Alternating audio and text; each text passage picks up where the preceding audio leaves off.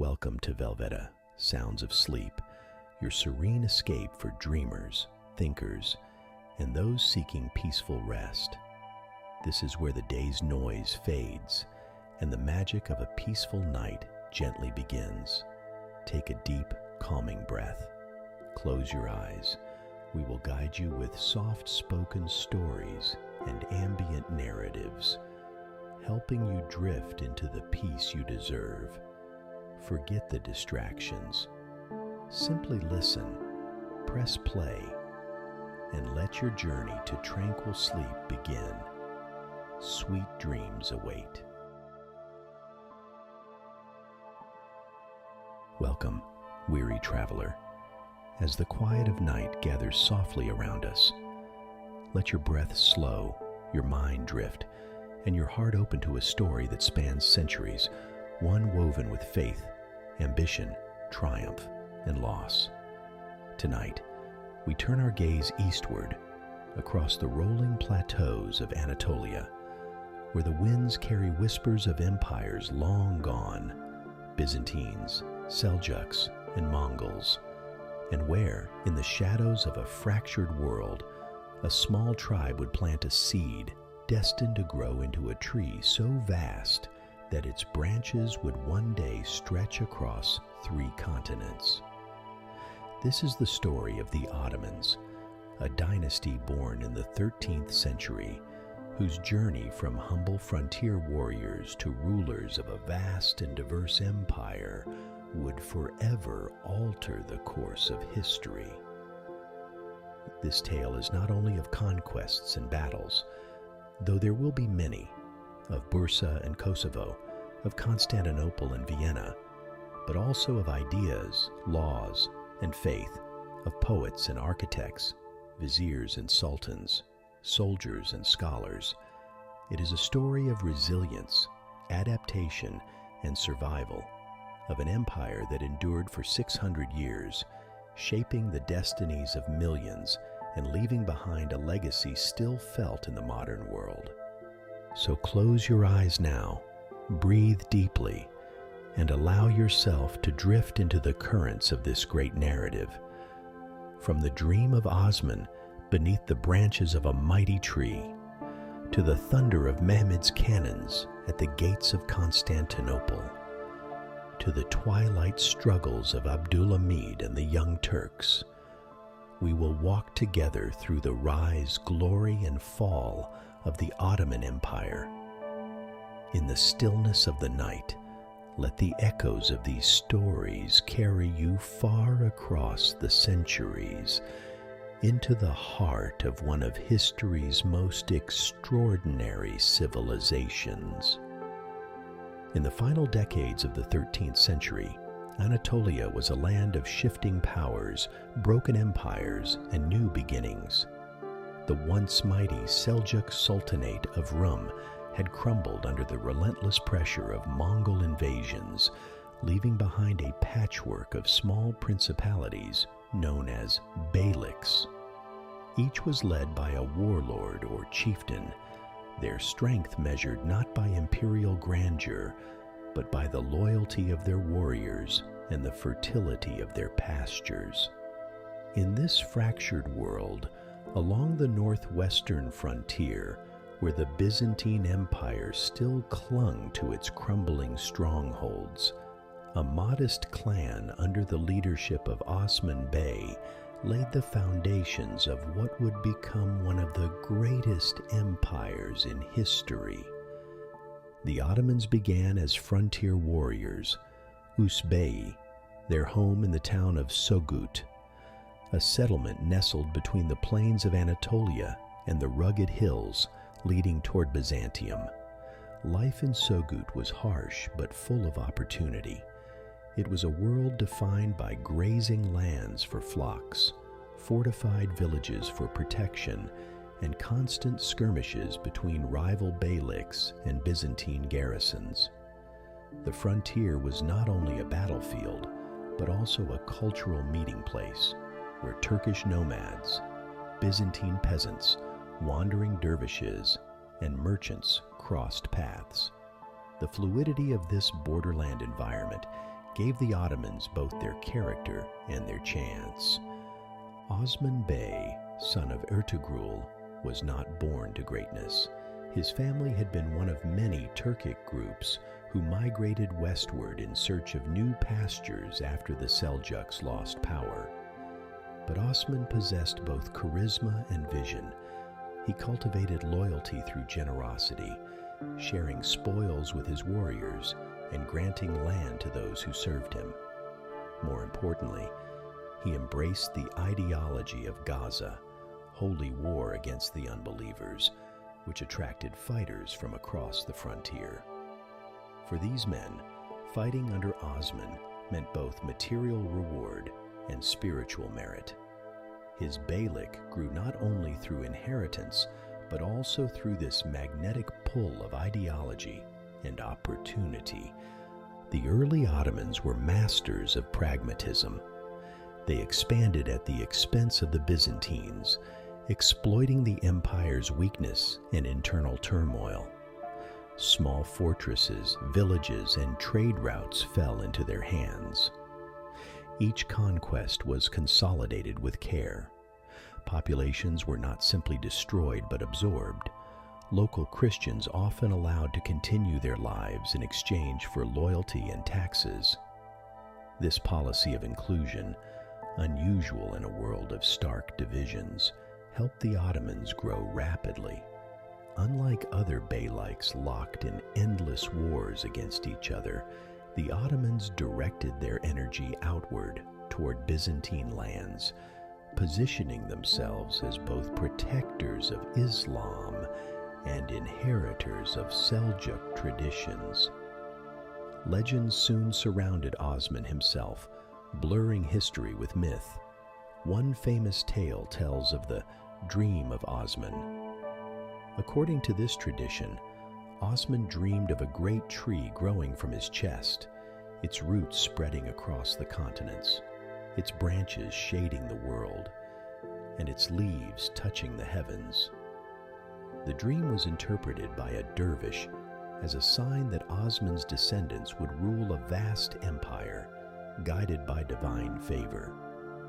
Whether apocryphal or not, this story reflects how even at the beginning, the Ottomans saw themselves as destined for greatness, their rise woven into a larger cosmic plan. The frontier environment shaped Ottoman identity. Warriors fought alongside mystics. Tribal traditions blended with Islamic law. Practical politics coexisted with religious zeal. The Ottomans married into local families, including Byzantine aristocracy, forging alliances that strengthened their legitimacy. Sogut itself became both a military base and a symbolic heartland, remembered as the birthplace of the dynasty even after the empire spanned 3 continents. By the time of Osman's death, around 1323/1324, his small beylik had already begun to outshine its neighbors. The Byzantines, weakened by civil wars, could no longer resist effectively. The Ottomans had secured a foothold in northwestern Anatolia, poised to leap across the Dardanelles into Europe.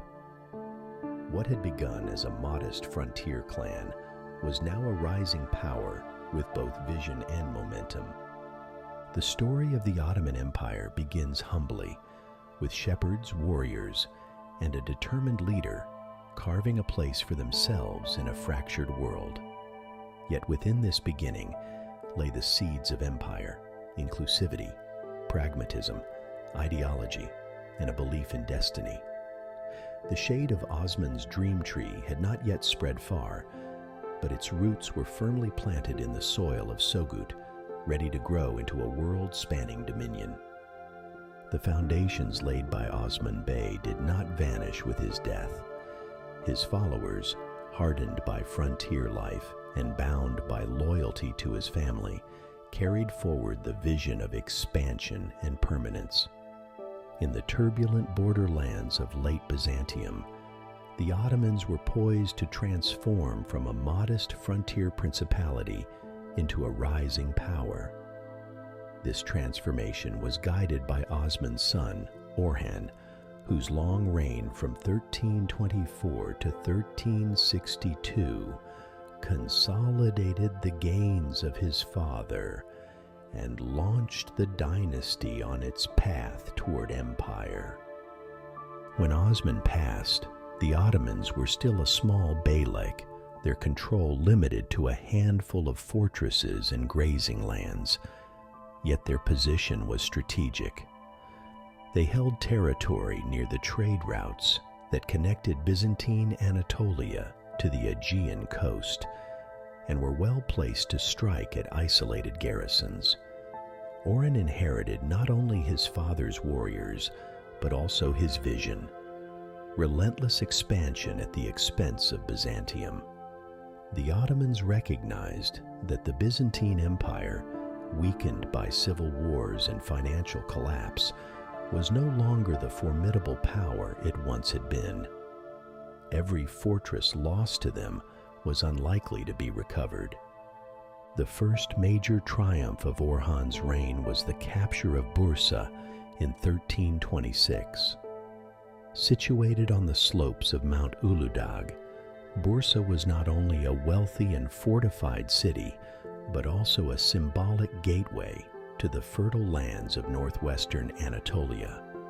After a long siege, the city fell, and it became the first true capital of the Ottoman state. Bursa's conquest was transformative. It gave the Ottomans an urban center, access to trade and craft production, and the prestige of ruling over a city rather than scattered villages. Orhan invested heavily in its development, commissioning mosques, madrasas, baths, and markets. With Bursa, the Ottomans began to look less like a raiding band and more like an emerging state. Orhan was not only a conqueror, but also a statesman. He established some of the earliest Ottoman administrative institutions. Coins were minted in his name, symbolizing sovereignty. The first standing military units were formed under his reign, evolving from irregular warriors into disciplined forces. The Janissaries, who would one day become the empire's most famous corps, had their distant origins in Orhan's efforts to organize and regulate his army. He also promoted Islamic scholarship and law, giving his domains legitimacy in the eyes of both allies and rivals. These developments, though modest at first, laid the framework for an enduring state. Orhan's reign also expanded Ottoman horizons beyond Anatolia. In 1354, a great earthquake struck the Gallipoli Peninsula, damaging Byzantine fortresses and leaving them vulnerable.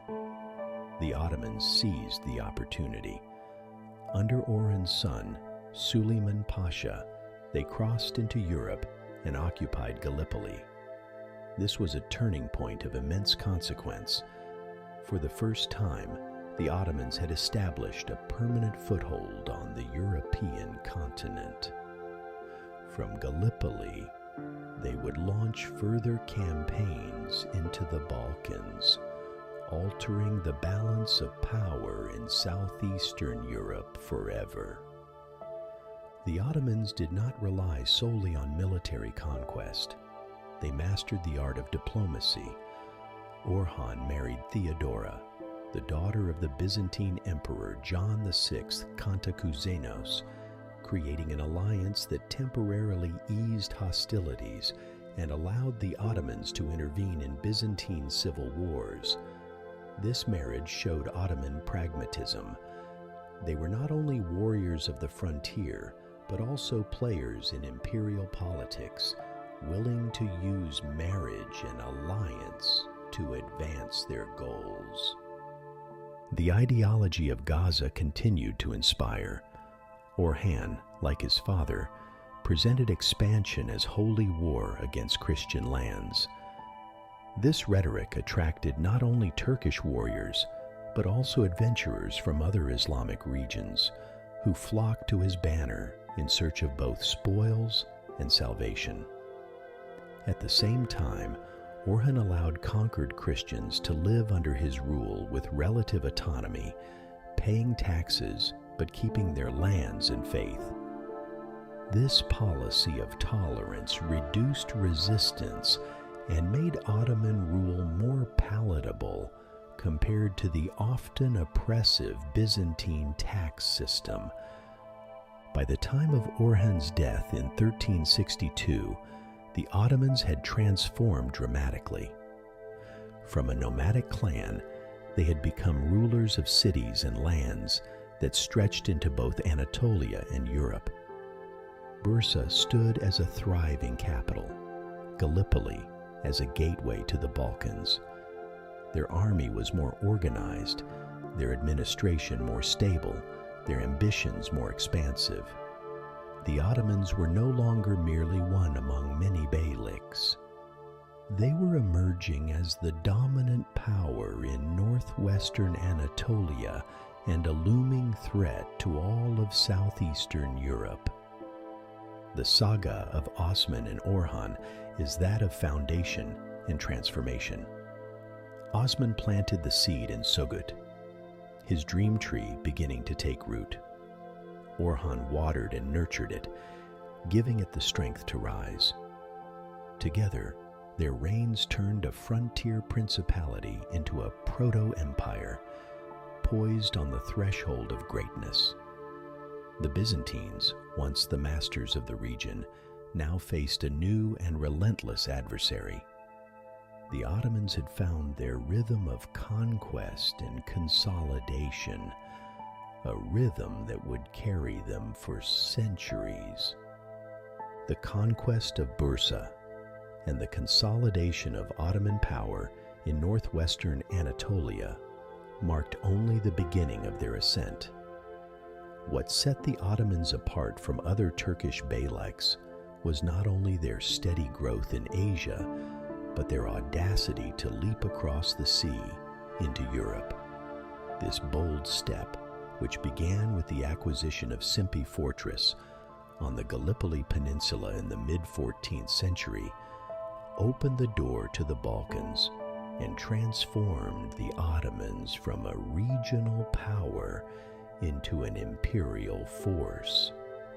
The Ottomans' first foothold in Europe was born of opportunity as much as ambition. In 1354, an earthquake struck the region of Gallipoli, shattering Byzantine fortresses and leaving them vulnerable. Sensing the moment, Suleiman Pasha, the son of Orhan Gazi, led Ottoman warriors across the narrow straits of the Dardanelles. They seized Simpi Fortress, a stronghold that overlooked the waters between Asia and Europe. Though the Byzantines protested, the Ottomans refused to relinquish their prize. What may have seemed a small gain at the time was in truth a turning point of epical importance. For once the Ottomans had set foot on European soil, they would never retreat. Simpi Fortress became both a symbol and a springboard. From it, Ottoman warriors, Ghazis motivated by the promise of spoils and the ideology of holy war, launched raids deeper into Thrace. Byzantine villages and towns, already weakened by decades of civil war and plague, fell one by one. The Byzantines were divided, their emperors often forced to seek Ottoman aid in their internal struggles. Indeed, it was a Byzantine civil war that had originally allowed Orhan to secure the marriage alliance with John VI Cantacuzene. Ironically, these very alliances only hastened the Ottomans' entrenchment in Europe, for every intervention drew them deeper into Balkan politics and gave them more opportunities to seize land. The Balkans themselves were fertile ground for Ottoman expansion. The region was fragmented among Serbs, Bulgarians, Albanians, Vlachs, and Greeks, each with their own rulers and ambitions. While great states like the Serbian Empire under Stefan Dusan briefly flourished, by the time of the Ottoman arrival, the Balkans were plagued by rivalries and disunity. Local rulers often hired Ottoman forces as mercenaries in their disputes, unwittingly granting them a foothold. The Ottomans, pragmatic as always, used these opportunities to settle their warriors on newly conquered lands. Each raid brought not only plunder, but also territory. Each alliance eventually turned into dominance. Gallipoli soon became the heart of Ottoman expansion into Europe. Settlers from Anatolia, including Turkish farmers and craftsmen, were brought across the Straits to colonize the new lands. This population movement ensured that conquests were not temporary raids, but lasting occupations. Villages, fields, and markets tied the new territories into the Ottoman system. The empire's strength lay in this dual approach: military conquest followed by careful settlement and integration. Unlike other raiding powers, the Ottomans knew how to transform a victory into enduring control. The Ottomans' advance was not unopposed. The Byzantine emperors, alarmed at the loss of Gallipoli, appealed to the West for aid. But Latin Christendom, scarred by its own divisions and weary after the disasters of the Crusades, offered little effective support. Papal calls for holy war went largely unanswered. The Venetians and Genoese, more concerned with trade than ideology, made pragmatic arrangements with the Ottomans. Meanwhile, in the Balkans, Serbian and Bulgarian rulers watched the newcomers with suspicion, but failed to unite against them. This disunity gave the Ottomans the edge they needed. By the 1360s, the Ottomans had captured much of Thrace, including the important city of Didymoteicho and eventually Adrianople, modern Edirne. In 1369, Edirne became the new Ottoman capital, a symbolic shift that confirmed their transformation into a truly transcontinental power. From Edirne, the Ottomans could strike deeper into Europe while still commanding their Anatolian heartlands. The city itself, with its rich agricultural hinterland and strategic position, provided the resources and stability necessary for further expansion. The capture of Edirne also marked a psychological turning point. To their enemies, it was a shocking reminder that the Ottomans were not content with the margins of empire. They aimed at its heart. To their followers, it was proof that divine favor accompanied their cause. The dream of Osman was unfolding not only in Anatolia, but across the seas, stretching into the lands of ancient Christendom. The ideology of Gaza was reinforced, but so too was the pragmatic policy of tolerance. In newly conquered territories, local Christians were allowed to continue practicing their faith under the millet system, paying taxes in exchange for autonomy. This balance of severity and flexibility minimized resistance and gave the Ottomans a reputation for effective governance. The leap across the Dardanelles was more than a geographical shift. It was a civilizational turning point. The Ottomans were no longer just a frontier principality pressing against a weakened Byzantium. They were now contenders for dominance in southeastern Europe, positioned to challenge Serbs, Bulgarians, and eventually Hungarians for control of the Balkans. Their possession of Simpi Fortress may have seemed a modest beginning, but in hindsight, It was the gateway through which the Ottoman Empire would stride into history. By the time Orhan passed and Murad I ascended to the throne, the Ottomans had become a power of two continents. The foundations of their European empire had been laid, and the stage was set for decisive clashes that would echo through centuries.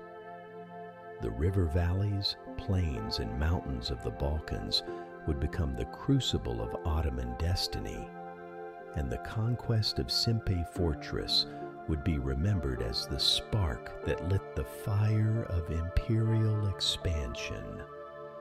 When Murad I ascended the Ottoman throne in 1362, the dynasty was still young, its power significant, but not yet assured.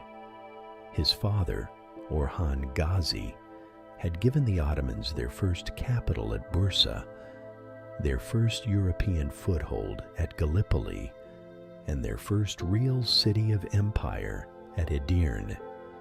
But it was under Murad that the Ottomans would forge themselves into an imperial power, tempered in the fires of conquest and sanctified in the blood of their enemies. His reign brought the Ottomans into direct confrontation with the Christian powers of the Balkans, culminating in the legendary Battle of Kosovo in 1389, a clash that would define not only Murad's life, but the destiny of the empire he led. Murad I inherited both opportunity and peril. The Byzantines were weakened, but still clung to Constantinople and the coasts of the Aegean. In the Balkans, the fragmented principalities of Serbia, Bulgaria, and Wallachia offered tempting prizes but also formidable resistance. Beyond them lay Hungary, a kingdom strong enough to intervene when Christian Europe felt threatened. The Ottomans were now more than raiders. They were rulers of cities and lands on both sides of the Straits, and this position demanded organization as well as ambition. One of Murad's most significant achievements was the establishment of the Devshirme system, the levy of Christian boys who were converted to Islam and trained as soldiers or administrators. From this practice emerged the Janissary Corps, the elite infantry who would become the backbone of the Ottoman military machine for centuries. Unlike tribal warriors bound by kinship or personal loyalty, the Janissaries were tied directly to the Sultan, loyal only to him. This innovation gave the Ottomans a professional army unmatched in the region, fusing discipline with the zeal of holy war. Murad also restructured the state, strengthening central authority. Lands were organized into taimars granted to cavalrymen in exchange for military service. This system both rewarded loyalty and ensured a steady supply of mounted warriors. The Ottoman administrative apparatus grew in sophistication, blending Islamic law with pragmatic governance. In Murad's reign, we see the transformation of a frontier beylik into an embryonic empire capable of sustaining its conquests. Militarily, Murad was relentless. He expanded Ottoman control deep into Thrace, Macedonia, and Bulgaria. The capture of Sofia in 1385 and Nis in 1386 tightened Ottoman control over Balkan routes, while campaigns into Thessaly and Albania spread fear across southeastern Europe. Each conquest extended Ottoman influence, while resettlements of Anatolian Turks ensured that victories were not fleeting. The Balkans were becoming not just a theater of war, but an integral part of the Ottoman world. The greatest challenge, however, came from the Serbs. After the death of Stefan Dusan in 1355, the Serbian Empire fragmented, but its princes still commanded strong armies and sought to resist Ottoman encroachment. The Serbs, allied with Bosnians, Albanians, and Wallachians, prepared to make a stand. Their opportunity came in 1389 on the field of Kosovo Polje, the field of blackbirds. The Battle of Kosovo was one of the most dramatic encounters of the Middle Ages, shrouded in legend as much as fact. Murad I marched his forces into the plain, facing a coalition led by Prince Lazar of Serbia. The armies clashed in brutal combat, the thunder of cavalry charges and the clash of steel resounding across the field. Accounts vary, but the fighting was fierce and costly for both sides. What makes Kosovo legendary is not merely the scale of the battle, but its outcome. Though the Ottomans ultimately prevailed, Murad himself was slain. According to tradition, a Serbian knight named Milos Obilic feigned defection, gained access to Murad's tent, and struck him down before being killed in turn. Whether fact or embellishment, the tale became central to both Serbian and Ottoman memory. For the Serbs, a story of heroic sacrifice. For the Ottomans, a testament to Murad's martyrdom in holy war. Indeed, Murad is remembered as the only Ottoman sultan to die on the battlefield, sanctified as a Ghazi warrior king who gave his life for Islam. Murad's death might have spelled disaster, but his son Bayezid swiftly secured the throne and continued the fight, ensuring that the Ottoman army held the field. Prince Lazar was captured and executed, and Serbia was reduced to vassalage. Though the battle inflicted heavy losses on both sides, it marked the consolidation of Ottoman dominance in the Balkans. From this point onward, Christian resistance would be fragmented, while the Ottomans pressed forward with ever greater confidence. The legacy of Kosovo is profound. For the Ottomans, it was the moment they proved themselves as a European power, their sultan's martyrdom a symbol of divine favor and destiny. For the Serbs, it became the central myth of national identity, a tale of noble sacrifice against overwhelming odds. Few battles in history have carried such symbolic weight for both victor and vanquished alike. Murad I's reign thus stands as a turning point. He transformed the Ottoman polity from a frontier principality into a centralized, militarized, and expanding empire. He gave it institutions that would endure for centuries: the Janissaries, the Devshirme, the Timar system. He extended its reach deep into the Balkans and left behind a legacy sealed in blood at Kosovo.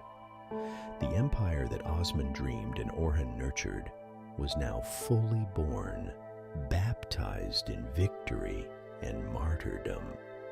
When the smoke cleared on the field of blackbirds, the Ottoman Empire stood stronger than ever, its destiny bound not only to Anatolia, but to Europe itself. Murad I's shade, remembered as both conqueror and martyr, lingered over his successors, a reminder that empire was built not only by the sword, but by the sacrifice of those who wielded it. When Bayezid, son of Murad I, ascended the Ottoman throne in 1389, he inherited both triumph and peril. His father had fallen at Kosovo, sanctified as a martyr, but the Ottoman army had held the field and secured vassalage over Serbia. Now Bayezid, remembered by posterity as Yildirim, the Thunderbolt, took command of a realm that straddled two continents, stronger than ever yet, surrounded by enemies eager to test the new ruler's resolve. Bayezid would prove himself one of the most energetic and ambitious sultans of the dynasty, expanding Ottoman dominion with lightning speed across both Europe and Anatolia. Yet his soaring ambitions would also lead him into one of the greatest disasters in Ottoman history, the Battle of Ankara against Timur in 1402. Bayezid earned his epithet, the Thunderbolt, not merely from his swiftness in battle, but from the relentlessness of his campaigns.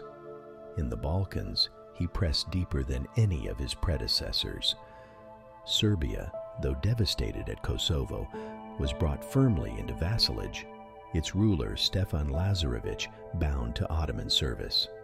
Wallachia, under the fiery Prince Mircea the Elder, resisted fiercely, but was defeated at the Battle of Rovine in 1395. Bulgaria fell under Ottoman control in stages, with Tarnovo captured and the last remnants of its tsardom extinguished.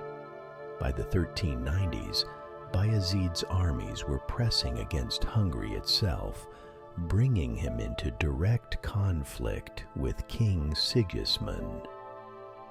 The clash culminated in the Battle of Nicopolis in 1396, one of the last great crusades called by the papacy. A massive coalition of Hungarian, French, German, and other European knights marched into the Balkans, determined to halt Ottoman advance. Bayezid met them with his disciplined forces, including janissaries hardened by decades of war. The Crusaders, overconfident and disorganized, launched reckless charges that fell into Ottoman traps. At Nicopolis, the flower of European chivalry was crushed, thousands of knights slain or captured. The victory was a resounding triumph for Bayezid, echoing across Christendom as proof that the Ottomans were an unstoppable force. For his subjects, the victory confirmed that divine favor still guided the dynasty. Yet Bayezid's ambitions did not stop at Europe. In Anatolia, he sought to unify the Turkish beyliks under Ottoman supremacy. One by one, he subdued the principalities of western and central Anatolia, incorporating them into his domains. This expansion brought him immense power, but also sowed seeds of conflict. Many of these beyliks looked to Timur, the Central Asian conqueror, who had carved out a vast empire from India to the Middle East, as their protector against Ottoman domination. Bayezid and Timur, two towering figures of the age, were thus set on a collision course. Timur, or Tamerlane as he became known in the West, was a conqueror in the mold of Genghis Khan, ruthless and brilliant, his empire stretching across Central Asia, Persia, and beyond. By the late 1390s, his campaigns had shaken much of the Islamic world. Bayezid's annexations in Anatolia and his clashes with Timur's vassals drew the great conqueror's ire. Both men, ambitious and uncompromising, exchanged letters laced with threats and insults, each declaring himself the rightful ruler of the Muslim world. The stage was set for confrontation. In 1402, their armies met near Ankara. Bayezid's forces were formidable, perhaps 70,000 strong, including janissaries, Anatolian levies, and Balkan vassals.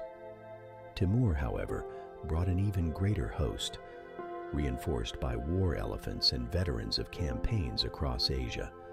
Crucially, many of Bayezid's Anatolian allies, resentful of Ottoman dominance, defected to Timur during the battle. Encircled and betrayed, Bayezid's army crumbled.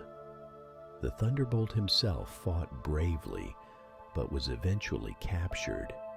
a humiliation that shocked the Islamic world and delighted his enemies. Bayezid's captivity became legendary. Chroniclers tell of Timur keeping him in an iron cage, though this may be embellishment. What is certain is that the once mighty sultan, who had humbled kings and crushed crusaders, died a broken man in 1403, a prisoner of his great rival. The Ottoman Empire, so recently ascendant, was thrown into chaos. The consequences of Ankara were catastrophic. With Bayezid's defeat, the empire fractured in what came to be known as the Fetret Devri, the interregnum. His sons, rivals for the throne, fought each other bitterly for over a decade. Ottoman lands in Anatolia slipped from their grasp, while in the Balkans, subject peoples sensed weakness and rebelled. The empire teetered on the brink of collapse, its very survival uncertain. And yet, even in disaster, the Ottomans endured. The institutions Bayezid and his predecessors had built, the Janissaries, the Timar system, the administrative framework, allowed the state to weather the storm. Vassals and enemies alike still recognize the dynasty's potential power. In time, Bayezid's son Mehmed would restore unity and set the stage for renewed expansion. Bayezid I remains a figure of both glory and tragedy. His victories at Nicopolis and across the Balkans confirmed the Ottomans as a European power to be reckoned with, feared by kings and crusaders alike. His campaigns in Anatolia nearly unified the Turkish world under his banner. Yet his hubris, his relentless drive to rival Timur, led to disaster on the plains of Ankara. His epithet, the Thunderbolt, captures both his brilliance and his downfall, swift, dazzling, and destructive.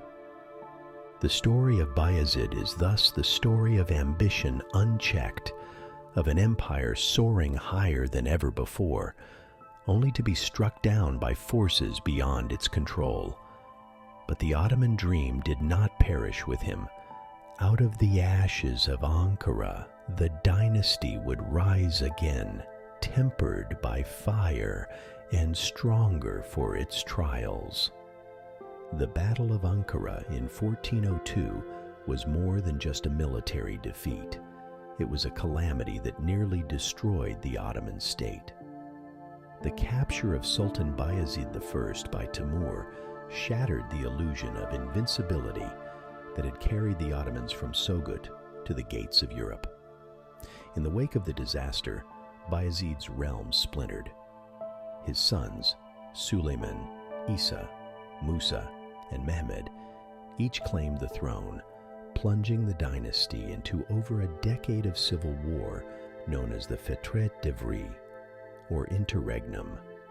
This period tested the resilience of the Ottoman institutions, exposed the fragility of its unity, and raised doubts about whether the dynasty would survive at all.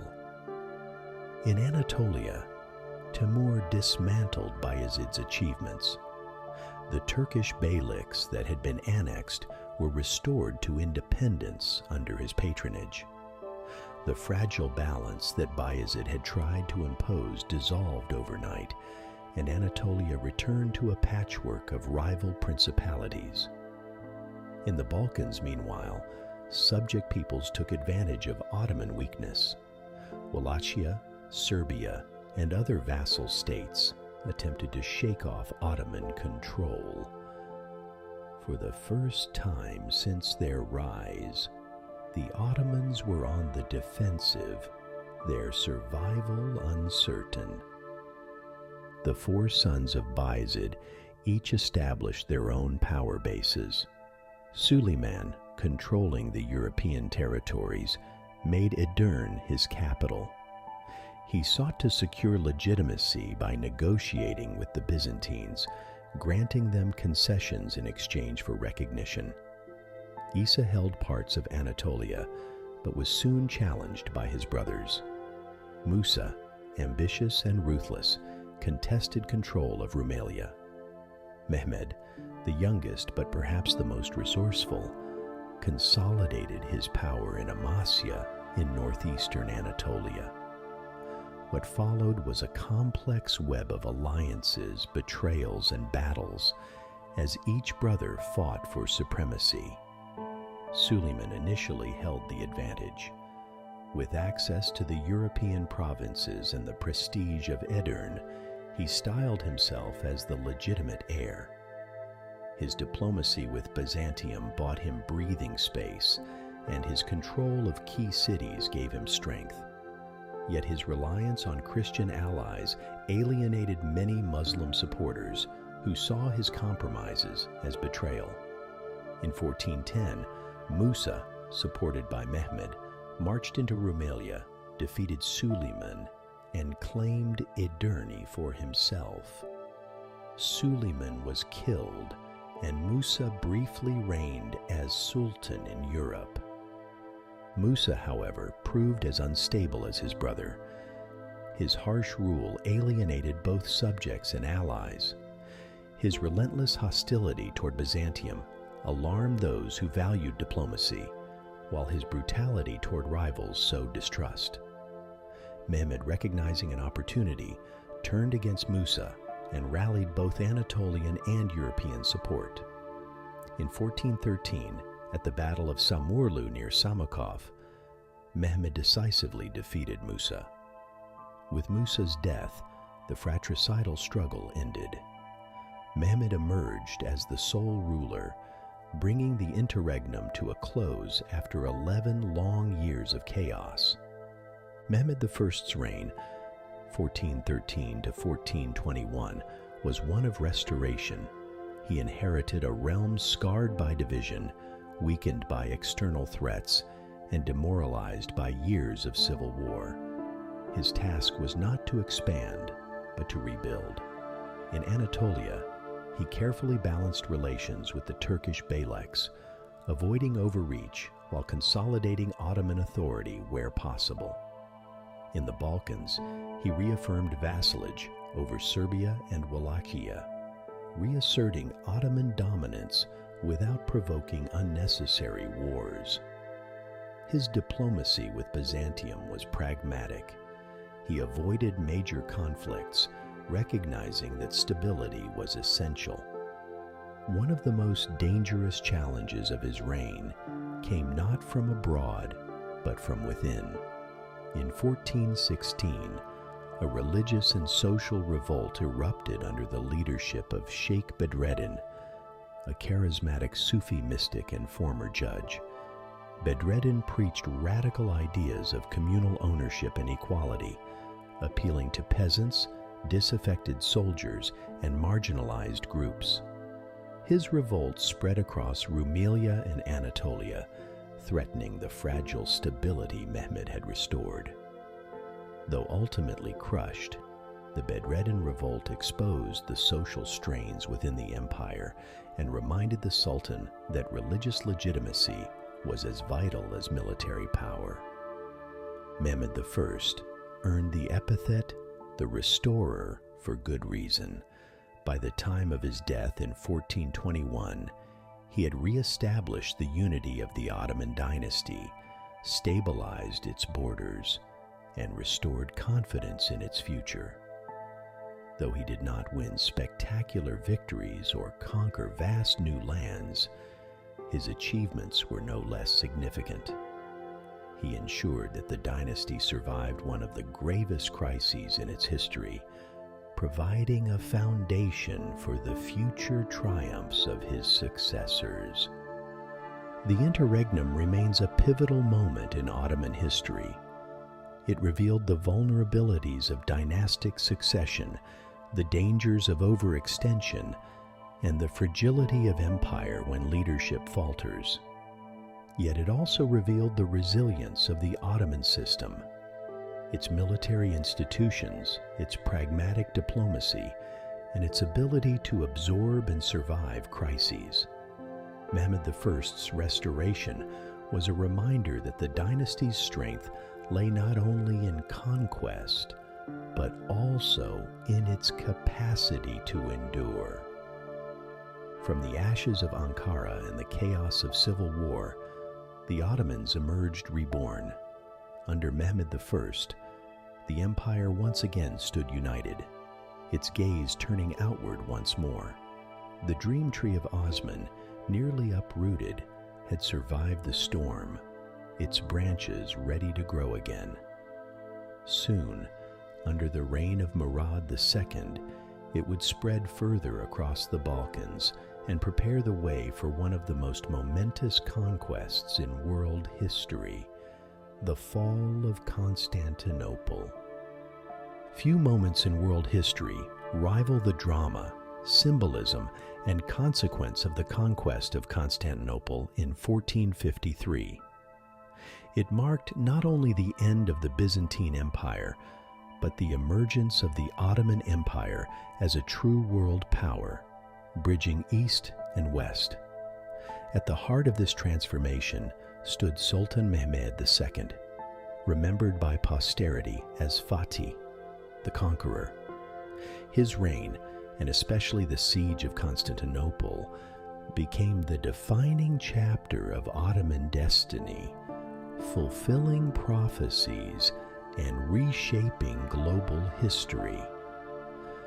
Mehmed II first ascended the throne in 1444 as a boy of 12 after his father, Murad II, abdicated. The empire was still fragile, its enemies poised to exploit a youthful sultan. The Hungarians broke a peace treaty, launching a crusade that ended with their devastating defeat at Varna, thanks largely to Murad's return to the battlefield. Recognizing that his son was not yet ready, Murad resumed the throne until his death in 1451, when Mehmed, now more mature and determined, took power once more. From the beginning, Mehmed harbored a singular ambition: the conquest of Constantinople.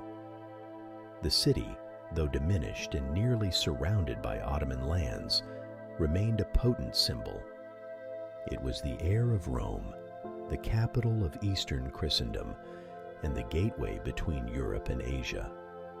For centuries, Muslim rulers had dreamed of taking it, inspired by a hadith that promised paradise to the commander who succeeded.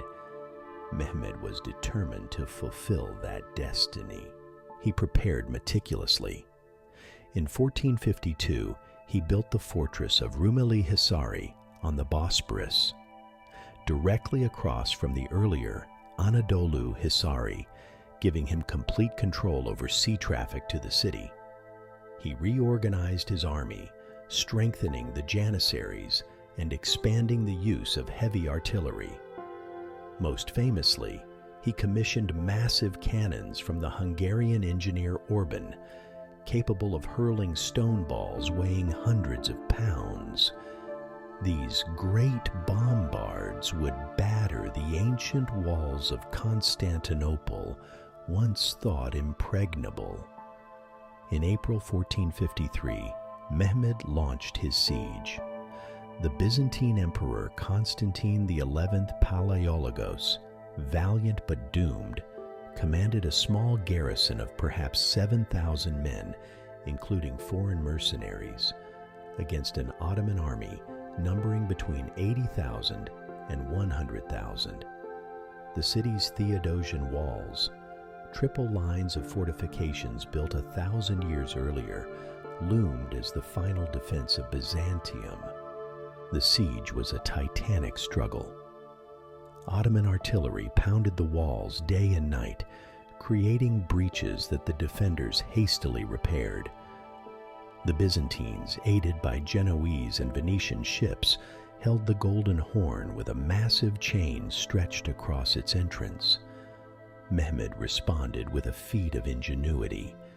He ordered ships dragged overland on greased logs, bypassing the chain and launching them into the Golden Horn. This maneuver stunned the defenders and tightened the noose around the city. For weeks, the siege dragged on. The defenders fought with desperate courage, while the Ottomans pressed with relentless determination. On May 29, 1453, Mehmed ordered a final assault. Wave after wave of Ottoman troops stormed the walls. The Byzantines repelled the first attacks, but exhaustion and overwhelming numbers took their toll. During the climactic assault, Emperor Constantine XI is said to have cast aside his imperial regalia and fought as a common soldier, vanishing in the chaos of battle, his body never definitively found. By dawn, the Ottomans had breached the walls. Constantinople had fallen. Mehmed entered the city in triumph, but his first act was not destruction. It was transformation. He went to the Hagia Sophia, the great cathedral of Byzantium, and ordered it converted into a mosque. With this act, he symbolically claimed the mantle of both Roman and Islamic authority. The city was renamed Istanbul and made the new capital of the empire. From this moment, the Ottomans were no longer simply a regional power. They were heirs to Rome, rulers of a world-spanning dominion. Mehmed II did not stop at Constantinople. He embarked on a series of campaigns that extended Ottoman rule across the Balkans and Anatolia. Serbia, Bosnia, and Albania fell under Ottoman control. The Venetian possessions in the Aegean were attacked, and in Anatolia, rival Turkish beyliks were subdued. His reign transformed the Ottomans into a centralized, bureaucratic empire. He codified laws, strengthened institutions, and encouraged arts and scholarship, patronizing both Islamic and Byzantine traditions. The fall of Constantinople reverberated far beyond the Ottoman world. In Europe, it was mourned as the end of Christendom's bastion in the East, sparking both fear and admiration. It also fueled the search for new trade routes to Asia, contributing to the voyages of exploration that would soon reshape the globe. For the Islamic world, it was a triumph celebrated as the fulfillment of prophecy. For the Ottomans, it was the dawn of a new age. Mehmed II's legacy as Fatih, the conqueror, is unparalleled. He realized the dreams of his ancestors, forged an empire that would endure for centuries, and reshaped the course of world history. The image of his great cannons thundering against the walls of Constantinople, of his ships sliding overland into the Golden Horn, of his triumphant entry into the Hagia Sophia, these scenes became the stuff of legend. From a frontier beylik in Sogut to the conquerors of the Second Rome, the Ottomans had come far. Under Mehmed II, the empire had truly been born, its destiny no longer confined to the Balkans or Anatolia, but stretching toward the horizons of 3 continents. The tree of Osman, once a fragile sapling, now cast its shadow across the world.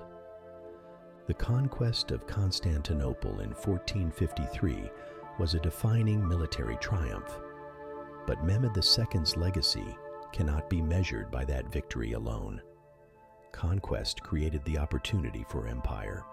Law, administration, and culture gave it permanence. In the decades that followed, Mehmed transformed the Ottoman state from a warrior polity into a centralized empire, conscious of its universal role as heir to both Rome and Islam. His reign reshaped institutions, cities, and identities. giving the Ottomans the structural foundations that would sustain them for centuries. Constantinople itself was the jewel of Mehmed's consolidation. When he entered the city after its capture, it was a shadow of its ancient glory. Centuries of decline, sieges, and depopulation had reduced the once great capital to a ruinous shell, with perhaps 50,000 inhabitants living among crumbling walls and abandoned neighborhoods. Mehmed recognized that the city's symbolic power lay not only in conquest, but in revival. He declared it the new capital of his empire and immediately began rebuilding it. He invited Muslims, Christians, and Jews from across his domains to settle in the city, repopulating its empty quarters. Neighborhoods were assigned to different communities, creating a cosmopolitan fabric that reflected the empire itself. Markets were revived, artisans encouraged, and new institutions established. Mehmed envisioned Istanbul not as the ruin of Byzantium, but as a reborn imperial capital. Under his patronage, the city once again became a thriving center of commerce, culture, and governance. At the heart of this transformation stood the Hagia Sophia.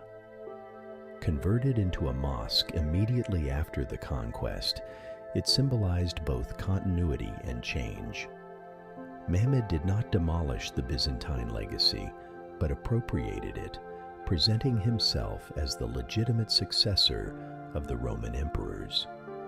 He styled himself Kaiseri Rum, Caesar of Rome, while also bearing the titles of Sultan and Caliph. This blending of Roman and Islamic traditions was central to his vision. The Ottoman Empire was not simply a Turkish or Muslim power, but a universal empire destined to rule across faiths and lands. To govern such a realm, Mehmed needed more than military might. He codified laws in a comprehensive kanuname, establishing clear regulations for administration, justice, and succession. These laws, based on a combination of Islamic principles and pragmatic statecraft, ensured stability and reduced disputes. The Taimar system, granting land revenues to cavalrymen in exchange for service, was refined and expanded.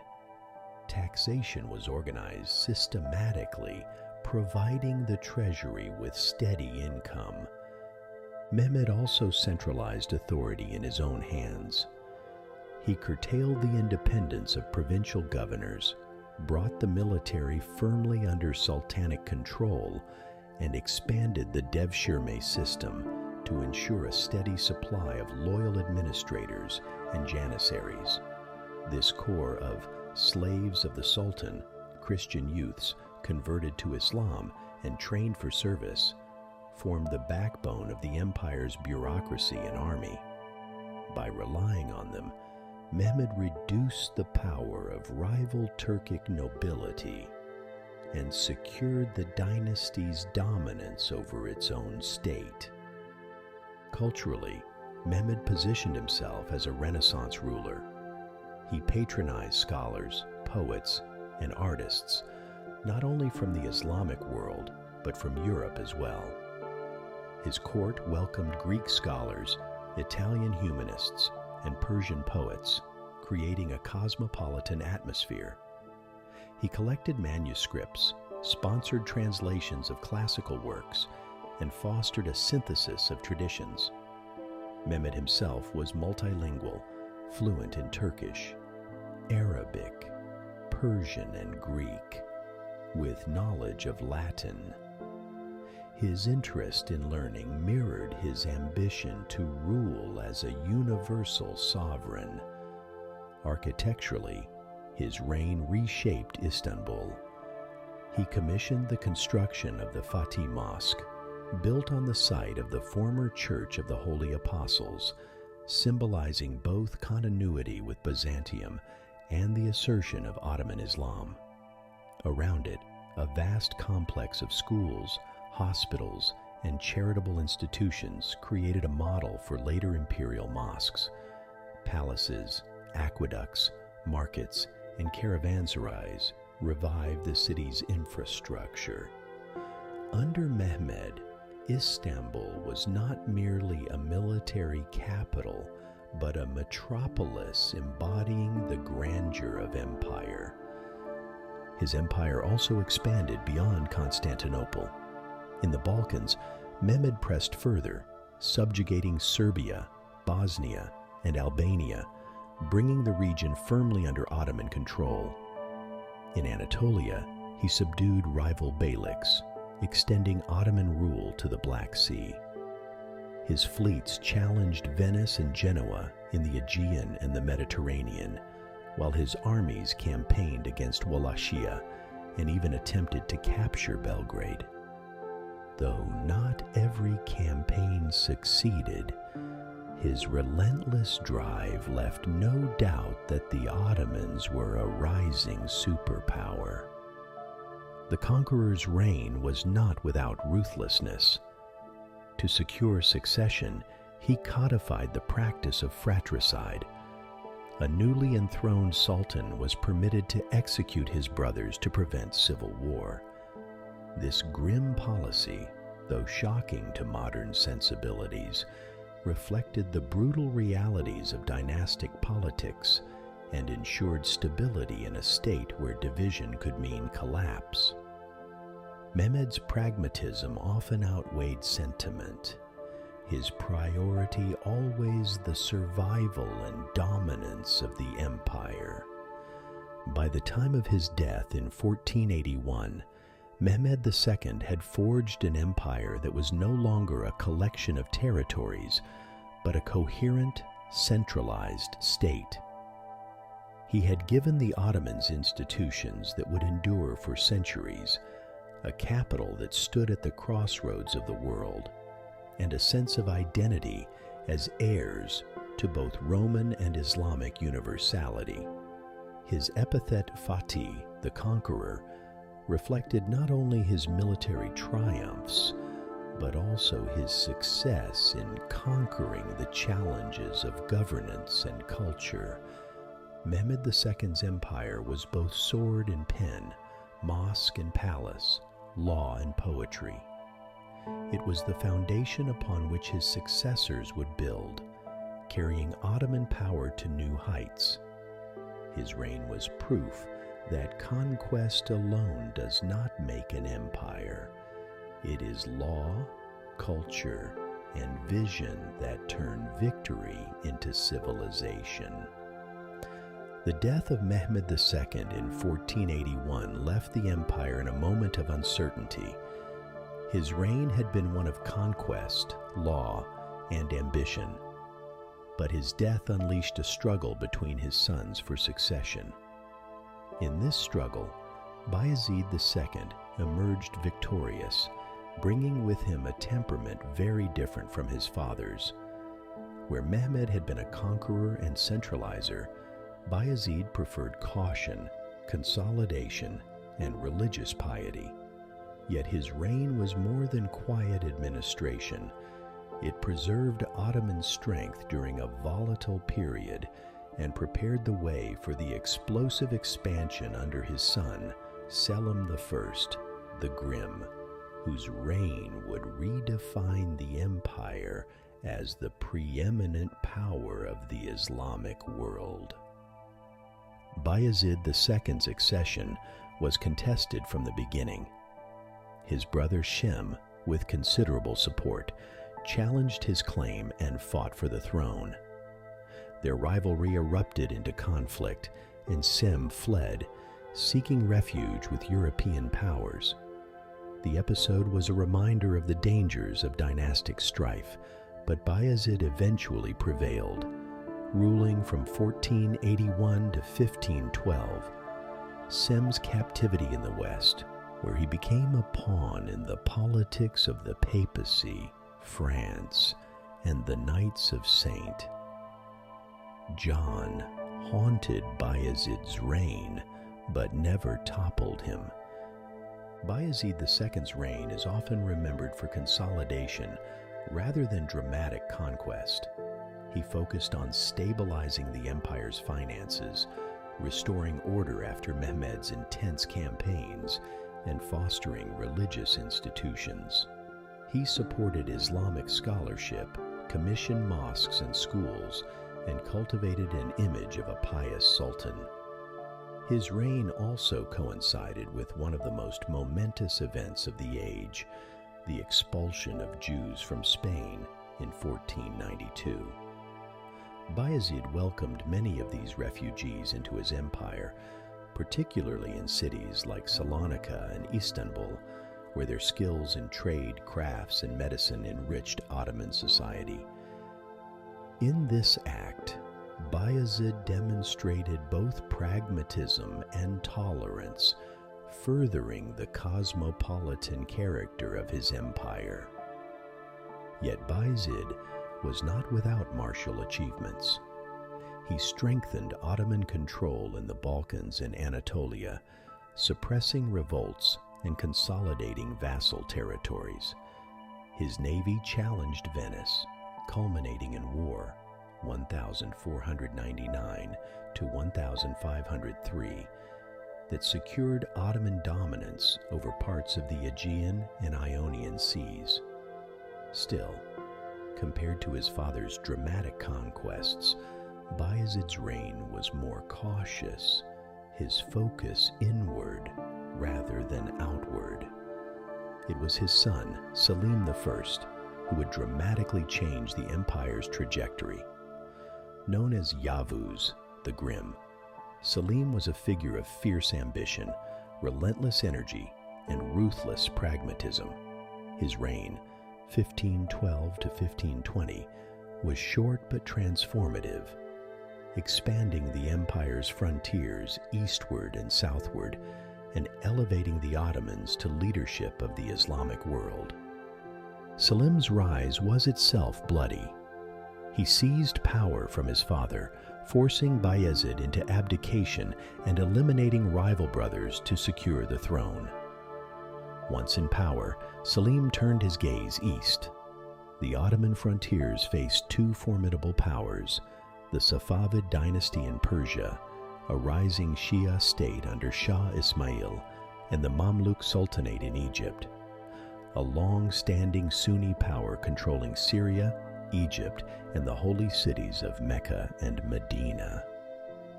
The conflict with the Safavids was as much ideological as territorial. Selim, a staunch Sunni, viewed the spread of Shiism as a dangerous threat to the empire's cohesion. In 1514, he led a massive campaign against Shah Ismail, culminating in the Battle of Chaldiran. The Ottomans, equipped with firearms and artillery, decisively defeated the Safavid cavalry, shattering the aura of invincibility that surrounded Ismail. The victory secured eastern Anatolia for the Ottomans and marked the beginning of a long rivalry between the two empires. Selim's next campaign turned south against the Mamluks. In 1516 to 1517, he launched a lightning offensive, defeating the Mamluks at Marj Dabik near Aleppo and Ridaniye near Cairo. Within a year, the Mamluk Sultanate had collapsed, and the Ottomans absorbed Syria, Palestine, Egypt, and the Hijaz. This conquest was transformative. It brought the Ottomans control of the rich Nile Valley, the trade routes of the Eastern Mediterranean, and most importantly, the holy cities of Islam, Mecca and Medina. The title of Caliph, the protector of Islam, passed to the Ottoman sultans, giving Selim and his successors a new dimension of religious legitimacy. The consequences of Selim's conquests were immense. With the defeat of the Mamluks, the Ottomans became the unrivaled leaders of the Sunni Muslim world, guardians of its holy places, and rulers of its richest lands. Their empire now stretched from the Danube to the Nile, from the Black Sea to the Red Sea. Economically, control of Egypt brought immense revenues. Politically, possession of the caliphate enhanced their prestige. Strategically, mastery of Syria and Palestine gave them secure frontiers and access to trade with the Indian Ocean.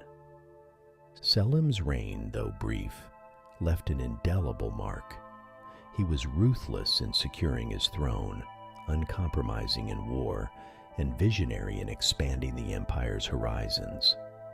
He positioned the Ottomans not just as a regional power, but as a universal empire with both temporal and spiritual authority. When he died in 1520, he left his son Suleiman a realm vastly enlarged and energized, poised to enter its golden age. Together, the reigns of Bayezid II and Selim I illustrate the dual character of empire: consolidation and expansion, piety and ambition, caution and audacity. Bayezid preserved and stabilized, ensuring the survival of Mehmed's legacy. Selim shattered boundaries, redefining the Ottomans as the center of the Islamic world. The torch he passed to his son would burn brighter than ever, illuminating the empire's most glorious century. When Selim I died in 1520, he left his empire to his only surviving son, Suleiman, a young man of 26 who had already shown intelligence, discipline, and a deep sense of destiny. Few could have imagined that under his reign, the Ottoman Empire would reach its zenith, militarily, politically, and culturally, becoming the dominant power of the 16th century. Known in the West as Suleiman the Magnificent, and in the Islamic world as Kanuni, the lawgiver, he embodied the fusion of conquest, law, and grandeur that defined the classical age of the Ottomans. Suleiman's reign began with fire and steel. He quickly launched campaigns to secure his frontiers and expand his influence. In 1521, he captured Belgrade, the fortress city that had long resisted Ottoman power and served as a gateway into Central Europe. 4 years later, in 1526, he marched into Hungary and crushed the forces of King Louis II at the Battle of Mohacs. The Hungarian army was annihilated, and the king perished on the battlefield. Mohacs was more than a victory. It was a catastrophe for Hungary, which was partitioned between the Ottomans and the Habsburgs, leaving Central Europe open to Ottoman power. The advance continued toward Vienna, the Habsburg capital itself. In 1529, Suleiman's armies laid siege to the city, marking the high water mark of Ottoman expansion into Europe. The siege ultimately failed, hindered by rain, mud, and determined defenders. But the mere fact that Ottoman banners flew outside Vienna sent shockwaves through Christendom. Europe now lived under the shadow of the Crescent. Suleiman's ambitions were not confined to Europe. In the east, he pressed against the Safavids, continuing the rivalry his father had begun. The campaigns of 1534 to 1536 secured Baghdad for the Ottomans, extending their rule deep into Mesopotamia. With this, the Ottomans not only controlled the holy cities of Mecca and Medina, but also the historic centers of the Islamic world: Damascus, Cairo, and Baghdad. The empire now spanned the heartlands of Islam, giving the Sultan unrivaled authority as caliph. The Mediterranean was another arena of struggle. The Ottomans built one of the strongest navies of the 16th century, led by admirals like Hayreddin Barbarossa. In 1538, at the Battle of Preveza, the Ottoman fleet decisively defeated a coalition of Christian powers, ensuring Ottoman dominance of the Eastern Mediterranean for decades. North Africa fell into their orbit, with Algiers, Tunis, and Tripoli becoming provinces or protectorates. The empire stretched across the sea as well as the land, linking continents under the Sultan's banner. Suleiman's reign was also marked by constant conflict with the Habsburg dynasty, the rising power in Europe.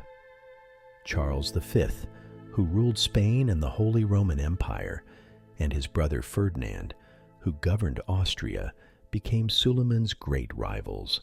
The contest was not only military, but also ideological.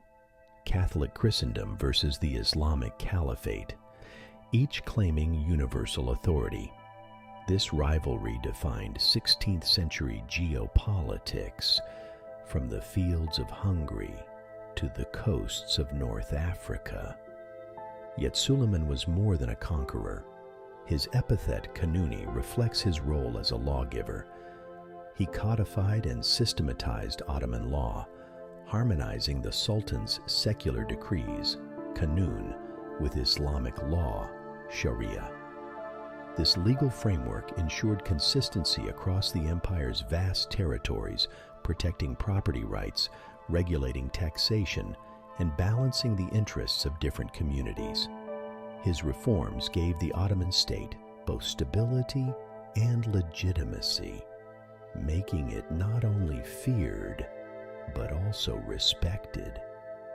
Culturally, Suleiman presided over a golden age. His court in Istanbul became a center of art, architecture, poetry, and scholarship. The great architect Mimar Sinan, who began his career as a Janissary engineer, rose to create masterpieces such as the Süleymaniye Mosque, whose domes and minarets still dominate Istanbul's skyline. Ottoman miniature painting flourished, Persian and Turkish poetry blended, and the court sponsored both Islamic and classical learning. Suleiman himself was a poet, writing under the pen name Muhibi. His verses reveal a sensitive and reflective soul, balancing the weight of empire with the yearnings of the heart. His personal life was equally significant. His marriage to Hürrem Sultan, Roxolana, a former concubine who became his legal wife, broke precedent and altered the dynamics of the imperial court. Hürrem wielded immense influence, and their partnership inaugurated what later historians would call the Sultanate of Women, when powerful royal women played central roles in politics. Suleiman's reign was not without tragedy. His beloved son Mustafa, a brilliant commander, was executed on charges of conspiracy, a decision influenced by court intrigues and Hürrem's influence. This act haunted Suleiman's later years, a reminder of the perils of dynastic politics.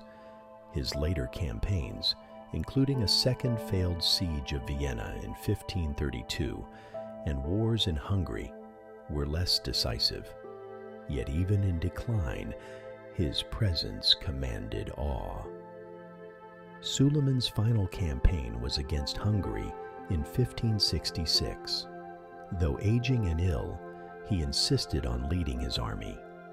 At the siege of Sigetvar, the Ottomans won a hard-fought victory, but Suleiman did not live to see it. He died in his tent, his body secretly preserved so that the army would not lose heart. His death marked the end of an era, but his legacy endured. Under Suleiman, the Ottoman Empire reached its zenith. Its borders stretched from Vienna to Baghdad, from Yemen to Algiers. Its armies and fleets dominated Europe, the Middle East, and North Africa. Its laws provided stability. Its culture flourished, and its sultan was recognized as both emperor and caliph. Few rulers in history have combined military might, legal reform, and cultural patronage with such enduring impact. Suleiman the Magnificent stands as the embodiment of Ottoman grandeur. His reign was the high tide of empire, when the dream of Osman blossomed into reality, and the Ottomans stood as the central power of their world. After him, the empire would remain great, but the brilliance of his era would never again be equaled. The death of Suleiman the Magnificent in 1566 closed the most brilliant chapter of Ottoman history. Yet the empire he left behind remained vast, wealthy, and formidable. His successor, Selim II, did not share his father's martial vigor, but the state continued to function with remarkable strength thanks to the machinery Suleiman had perfected and the guidance of extraordinary statesmen, chief among them Sokolu Mehmed Pasha, the Grand Vizier whose steady hand steered the empire through a critical generation. The years after Suleiman were not a sudden decline, but a period of continuity, adaptation, and ambitious projects that extended the empire's reach and preserved its grandeur. Selim II, known as Selim the Sot for his indulgence in wine and pleasure, ascended the throne with limited interest in military affairs. Yet, in the Ottoman system, the Sultan did not govern alone. A strong bureaucracy, powerful viziers, and disciplined armies ensured continuity. Sokolu Mehmed Pasha, who had risen through the Devshirme system to become Grand Vizier, provided the leadership that Selim himself lacked. For over 15 years, he guided imperial policy, maintaining the empire's dominance while pursuing bold new initiatives. One of the most dramatic episodes of Selim's reign was the conquest of Cyprus in 1570 to 1571. The island, ruled by Venice, was a strategic prize in the eastern Mediterranean, rich in resources and perfectly positioned for naval dominance. The Ottomans launched a massive campaign, capturing Nicosia and laying siege to Famagusta. After a brutal defense, the city fell, and Cyprus became an Ottoman province. The victory, however, provoked a fierce response from Europe. The Holy League, a coalition of Spain, Venice, and the papacy, assembled one of the largest Christian fleets ever seen. In 1571, it confronted the Ottoman navy at the Battle of Lepanto. The clash was titanic. Over 400 ships, tens of thousands of men, and the fate of Mediterranean dominance at stake. The Christian fleet, commanded by Don John of Austria, achieved a stunning victory, destroying much of the Ottoman fleet and capturing thousands of men. It was the first major defeat of the Ottoman navy in centuries, celebrated across Europe as a turning point. Yet the Ottomans proved remarkably resilient. Sokolu Mehmed Pasha quickly organized the rebuilding of the fleet, and within a year, a new armada sailed from Istanbul, larger and more formidable than before. Though Lepanto was a psychological blow, its strategic consequences were limited. The empire retained Cyprus, maintained naval supremacy in the eastern Mediterranean, and continued to dominate North Africa and the Levant. The swift recovery demonstrated the enduring strength of Ottoman institutions and resources. Beyond war, Sokolu pursued grand projects that reflected the empire's ambition.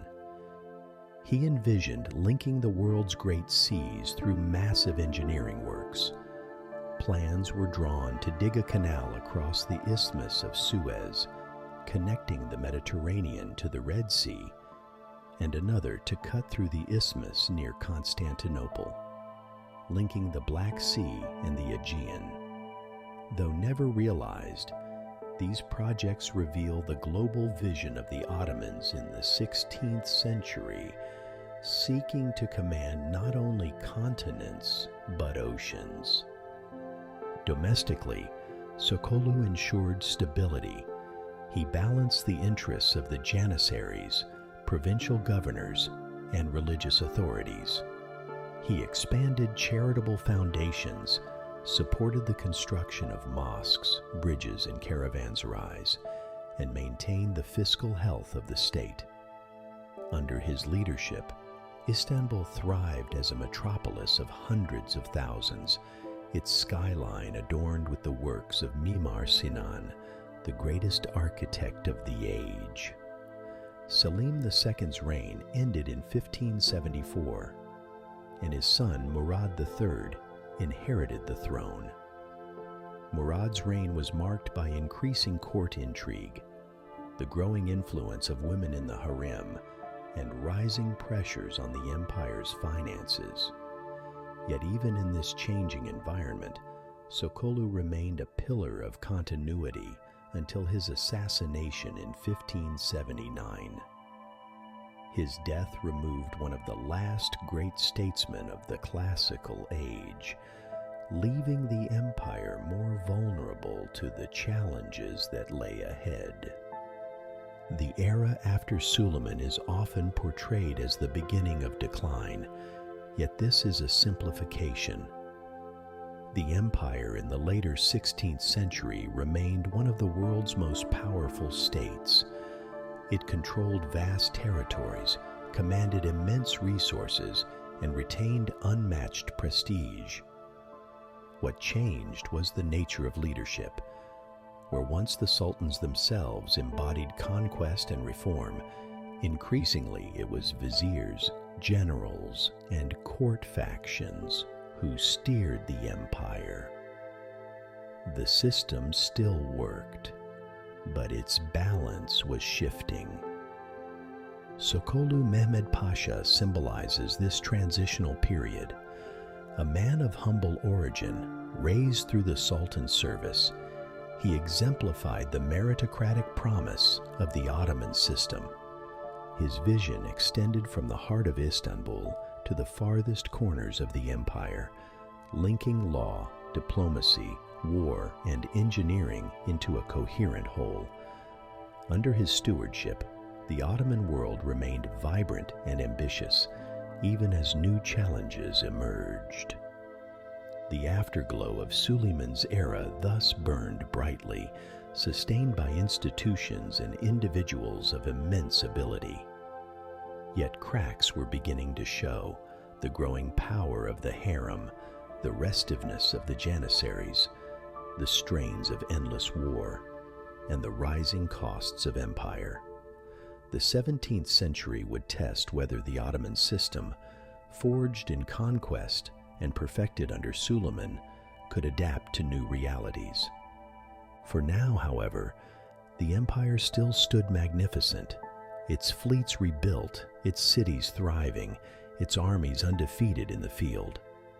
From the Danube to the Nile, from Algiers to Baghdad, the shadow of the crescent still stretched wide, a reminder that the dream of Osman was far from exhausted. The 16th century had closed with the Ottoman Empire still formidable, but the decades that followed exposed the strains of an overstretched state. The 17th century brought prolonged wars, rebellions, economic difficulties, and shifting power dynamics within the palace itself. This period, often labeled the Era of Crisis, was not the collapse of empire, but a profound transformation. The Ottomans adapted to pressures with resilience, but the aura of effortless supremacy that had defined Suleiman's era was gone. The first decades of the century were marked by constant warfare. Against the Habsburgs, the Long Turkish War, 1593 to 1606, dragged on inconclusively for over a decade. It drained the treasury, cost countless lives, and revealed the limits of Ottoman power in Central Europe. Though the war ended with the Treaty of Zitvatorok in 1606, which recognized the Habsburg Emperor as an equal to the Ottoman Sultan, this symbolic concession reflected the shifting balance between the two great powers. In the east, the Ottomans confronted their old rivals, the Safavids. The war that began in 1603 brought heavy fighting across the Caucasus and Mesopotamia. The empire was now engaged in a two-front struggle, straining its military and financial resources. At the same time, internal unrest exploded in Anatolia in the form of the Seleucid rebellions. Sparked by heavy taxation, corruption, and the dislocation of rural life, these uprisings saw bands of armed rebels ravaging the countryside, undermining the authority of provincial governors. Suppressing the Kalalis required brutal campaigns and further drained the empire's capacity. Economic pressures compounded the crisis. Inflation surged as New World silver flooded into Europe and disrupted global markets. The value of Ottoman currency fell, and soldiers often went unpaid, leading to mutinies and riots in Istanbul. The Janissaries, once elite warriors disciplined by the Sultan's authority, increasingly became an unruly political force, intervening in palace intrigues and demanding privileges. Their restiveness reflected the weakening of the old military ethos and the growing power of factions within the capital.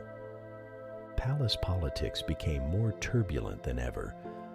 With weak or young sultans on the throne, the imperial harem and the court bureaucracy gained unprecedented influence. This period is sometimes called the Sultanate of Women, as powerful queen mothers, Valid sultans, such as Kosim Sultan, wielded immense power, advising their sons and sometimes dominating policy. Their influence was not always negative.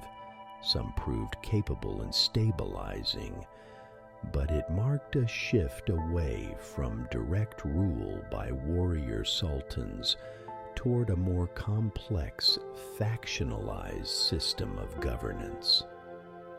Yet the empire did not simply collapse under these pressures. Reforms and resilience characterized its response. Provincial governors and grand viziers developed new methods of taxation, recruitment, and administration. The Timar system declined, but new fiscal arrangements such as tax farming emerged to sustain revenue. Military organization adapted, with greater reliance on provincial levies and mercenaries. The state proved remarkably flexible, even as it faced challenges unimaginable in the glory days of Suleiman. The mid-17th century brought moments of recovery.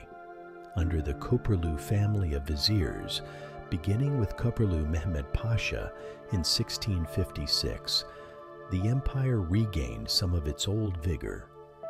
The Köprülüs implemented harsh but effective reforms, disciplining the Janissaries, restoring financial order, and launching successful military campaigns. Their leadership demonstrated that strong grand viziers could compensate for weak sultans, keeping the empire functional despite its internal challenges. Externally, the Ottomans still commanded vast territories and won significant victories. Crete, long contested with Venice, finally fell in 1669 after a protracted siege, giving the empire full control over the eastern Mediterranean's largest island. In the east, wars with the Safavids ebbed and flowed, with territorial gains and losses. Though the empire faced limits, it remained a formidable power in both Europe and Asia. Perhaps the most dramatic episode of the century came in 1683, when the Ottomans once again marched on Vienna. Grand Vizier Kara Mustafa Pasha led a massive army to besiege the Habsburg capital, echoing Suleiman's failed attempt more than a century earlier. For 2 months, the Ottomans pressed the siege, but on September 12th, a relief force led by King John III Sobieski of Poland struck in a decisive battle. The Ottoman army was routed, and the siege collapsed in disaster. The defeat at Vienna marked a turning point. From that moment, the empire would no longer be the relentless aggressor in Europe, but increasingly on the defensive. The subsequent Great Turkish War, 1683 to 1699, was catastrophic. The Holy League, comprising Austria, Poland, Venice, and later Russia, pushed the Ottomans back across Hungary and the Balkans. After years of fighting, the war ended with the Treaty of Karlowitz in 1699. For the first time, the empire ceded large territories: Hungary and Transylvania to the Habsburgs, Podolia to Poland, and parts of the Balkans and Greece to Venice. The loss was a profound blow to Ottoman prestige and a recognition that the balance of power in Europe had shifted decisively. The 17th century, then, was an era of both crisis and adaptation. It revealed the empire's vulnerabilities: dynastic instability, economic strain, rebellious armies, and external defeats. But it also showcased its resilience. The ability of strong viziers to reform, the adaptability of institutions, and the endurance of Ottoman rule over vast territories.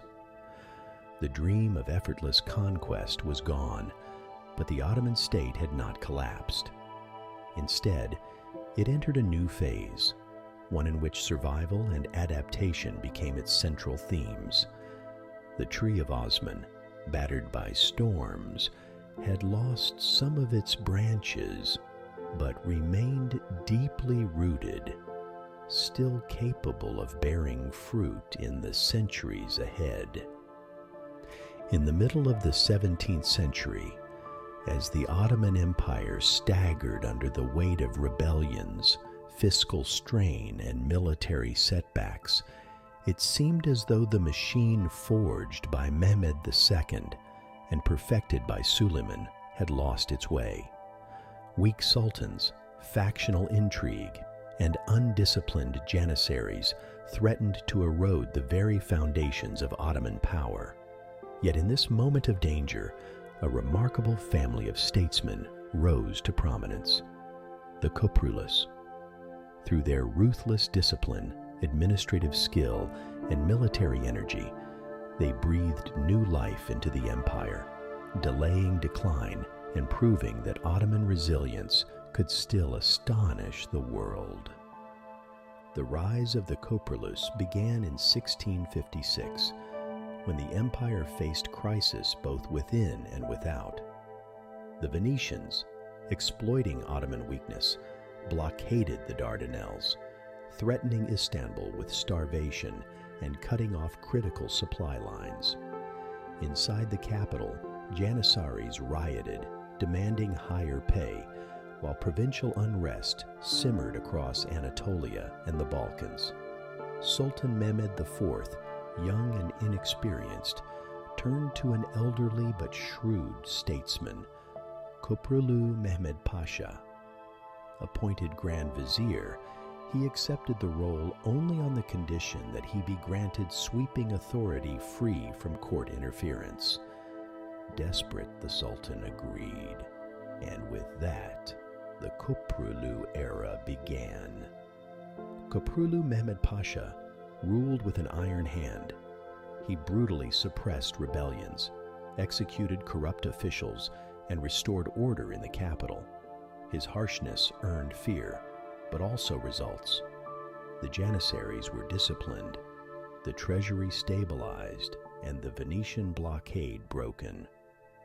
His tenure re-established the authority of the central government, proving that decisive leadership could still command the sprawling empire.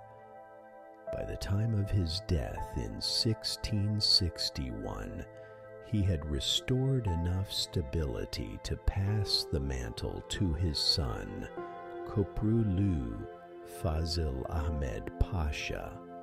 Fazıl Ahmed Pasha inherited his father's firmness, but added intellectual refinement and ambition. Educated in law and the sciences, he combined administrative skill with military leadership. Under his guidance, the empire achieved some of its last great conquests.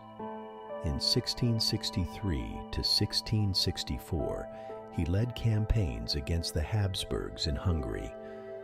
Though checked at the Battle of St. Gotthard, he secured Ottoman gains through favorable terms in the Treaty of Vasvar.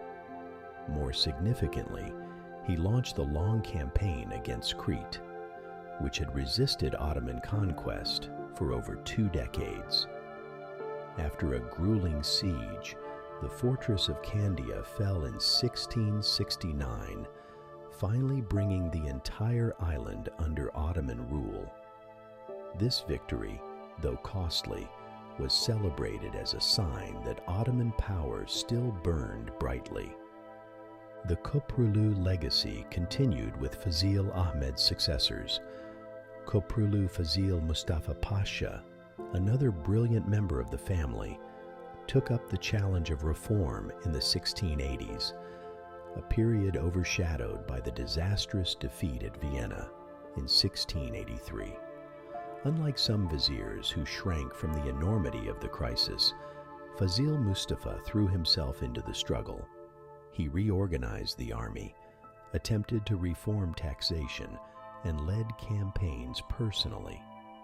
At the Battle of Slankamen in 1691, he fought bravely against Austrian forces but fell in combat, his death a blow to Ottoman morale. The Köprülüs were not miracle workers. They could not reverse the fundamental shifts in European power or the structural strains of empire. But their efforts delayed Ottoman decline, preserved stability, and demonstrated the capacity of strong viziers to act as the empire's backbone. They embodied the transformation of the Ottoman system, where once the sultans themselves had been warrior conquerors, now grand viziers increasingly bore the burden of governance and war.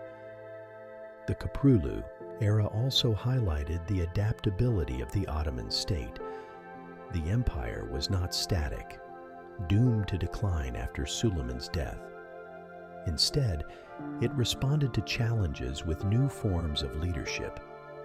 The reliance on a single powerful family of viziers may have been unusual, but it provided the consistency and decisiveness lacking in the throne. Through them, the empire proved capable of recovery, even after humiliations like Lepanto or Vienna. Yet the 17th century also underscored the empire's changing place in the world. Europe was entering an age of rapid transformation. New technologies, centralized states, and global trade networks were shifting the balance of power. The Ottomans remained formidable but increasingly reactive, fighting to preserve what they had rather than to expand. The Köprülüs fought valiantly, but the tide of history was turning. By the century's end, with the Treaty of Karlowitz in 1699, the empire ceded significant European territories for the first time. Hungary, Transylvania, and parts of the Balkans were lost to the Habsburgs, while Venice and Poland also gained. It was a sobering moment. The Ottomans were no longer the relentless conquerors of Suleiman's day, but a great power struggling to hold its ground against rising European rivals. Still, the legacy of the Köprülüs endured. They left behind a strengthened bureaucracy, a reformed military, and proof that decisive leadership could still rally the empire. Their era was one of both glory and tragedy, of victories in Crete and defeats at Vienna, of discipline restored and territories lost. They kept the dream of empire alive at a time when it might easily have withered. The story of the Köprülü viziers is the story of renewal amid crisis, of resilience in the face of overwhelming odds. They were the last great architects of Ottoman revival before the slow retreat of the 18th century. Through them, the empire survived to fight another day, still formidable, still proud, and still bound to the destiny first dreamed by Osman beneath the stars of Sogut. The 17th century had tested the Ottoman Empire with rebellions, economic strain, and defeats. But it was the closing years of that century that marked a decisive turning point. The catastrophe at the Second Siege of Vienna in 1683 unleashed a long war that drained the empire and culminated in the Treaty of Karlowitz in 1699. For the first time in Ottoman history, vast territories were surrendered to European powers. This moment signaled more than lost land. It marked the beginning of a new age in which the Ottomans were no longer the relentless aggressors of Suleiman's day, but instead a great power struggling to defend its place in a changing world. The seeds of Karlowitz lay in Vienna. Kara Mustafa Pasha, Grand Vizier of the Köprülü lineage, had marched a vast army into the heart of Habsburg lands, determined to succeed where Suleiman had failed a century earlier. But his siege faltered, and the arrival of a relief army under King John III Sobieski of Poland turned triumph into rout. The defeat was devastating, but worse was to come. European powers seized the moment to unite against their old adversary. The Holy League, formed in 1684 under papal encouragement, brought together Austria, Poland, Venice, and later Russia in a coordinated war against the Ottomans. For 16 years, the empire fought on multiple fronts, its armies retreating step by step. In Hungary, Austrian forces pressed relentlessly, seizing Buda in 1686 after a bloody siege and gradually rolling back Ottoman control of Central Europe. In the Balkans, Venetian armies advanced into Greece, capturing the Peloponnese. On the Eastern Front, Russian forces pushed southward, threatening Crimea and the Black Sea. The Ottomans, though still formidable, could not withstand the combined weight of a united Christendom backed by improving military organization and firepower. The war culminated in the Treaty of Karlowitz, signed in January 1699 in the small town of Karlovci in modern-day Serbia. The terms were unprecedented in Ottoman history. Hungary and Transylvania were ceded to Austria, marking the permanent end of Ottoman dominance in Central Europe. Podolia was returned to Poland, and Venice gained the Peloponnese as well as strongholds in Dalmatia. Though the Ottomans retained most of their Balkan core in Anatolian heartland, the loss was symbolic as much as territorial. For the first time, the empire had been forced into major concessions to European powers. Karlowitz represented the end of an era, For centuries, the Ottomans had dictated terms to their adversaries, their armies advancing steadily, their prestige unmatched. Now the balance had shifted. Europe was no longer fractured and reactive, but increasingly united, driven by emerging nation-states and the military revolution of the 17th century. Gunpowder, drill, and professional armies had transformed warfare, and the Ottomans, though not technologically backward, had failed to keep pace with the institutional and financial innovations of their rivals. The psychological impact was immense. The myth of Ottoman invincibility was broken, and European states began to treat the empire less as a looming threat and more as a rival to be contained or even partitioned. Within the empire, the shock of Karlowitz prompted reflection and debate. Was the empire in decline, or could it adapt to the new realities? Reformers argued for military and administrative renewal, while conservatives sought to preserve the old order. The tension between tradition and innovation would define Ottoman politics for the next 2 centuries. Yet it would be misleading to see Karlowitz as the beginning of inevitable collapse. The empire remained vast, controlling the Balkans, Anatolia, the Middle East, and North Africa. Its population was large and diverse, its resources considerable, its culture vibrant.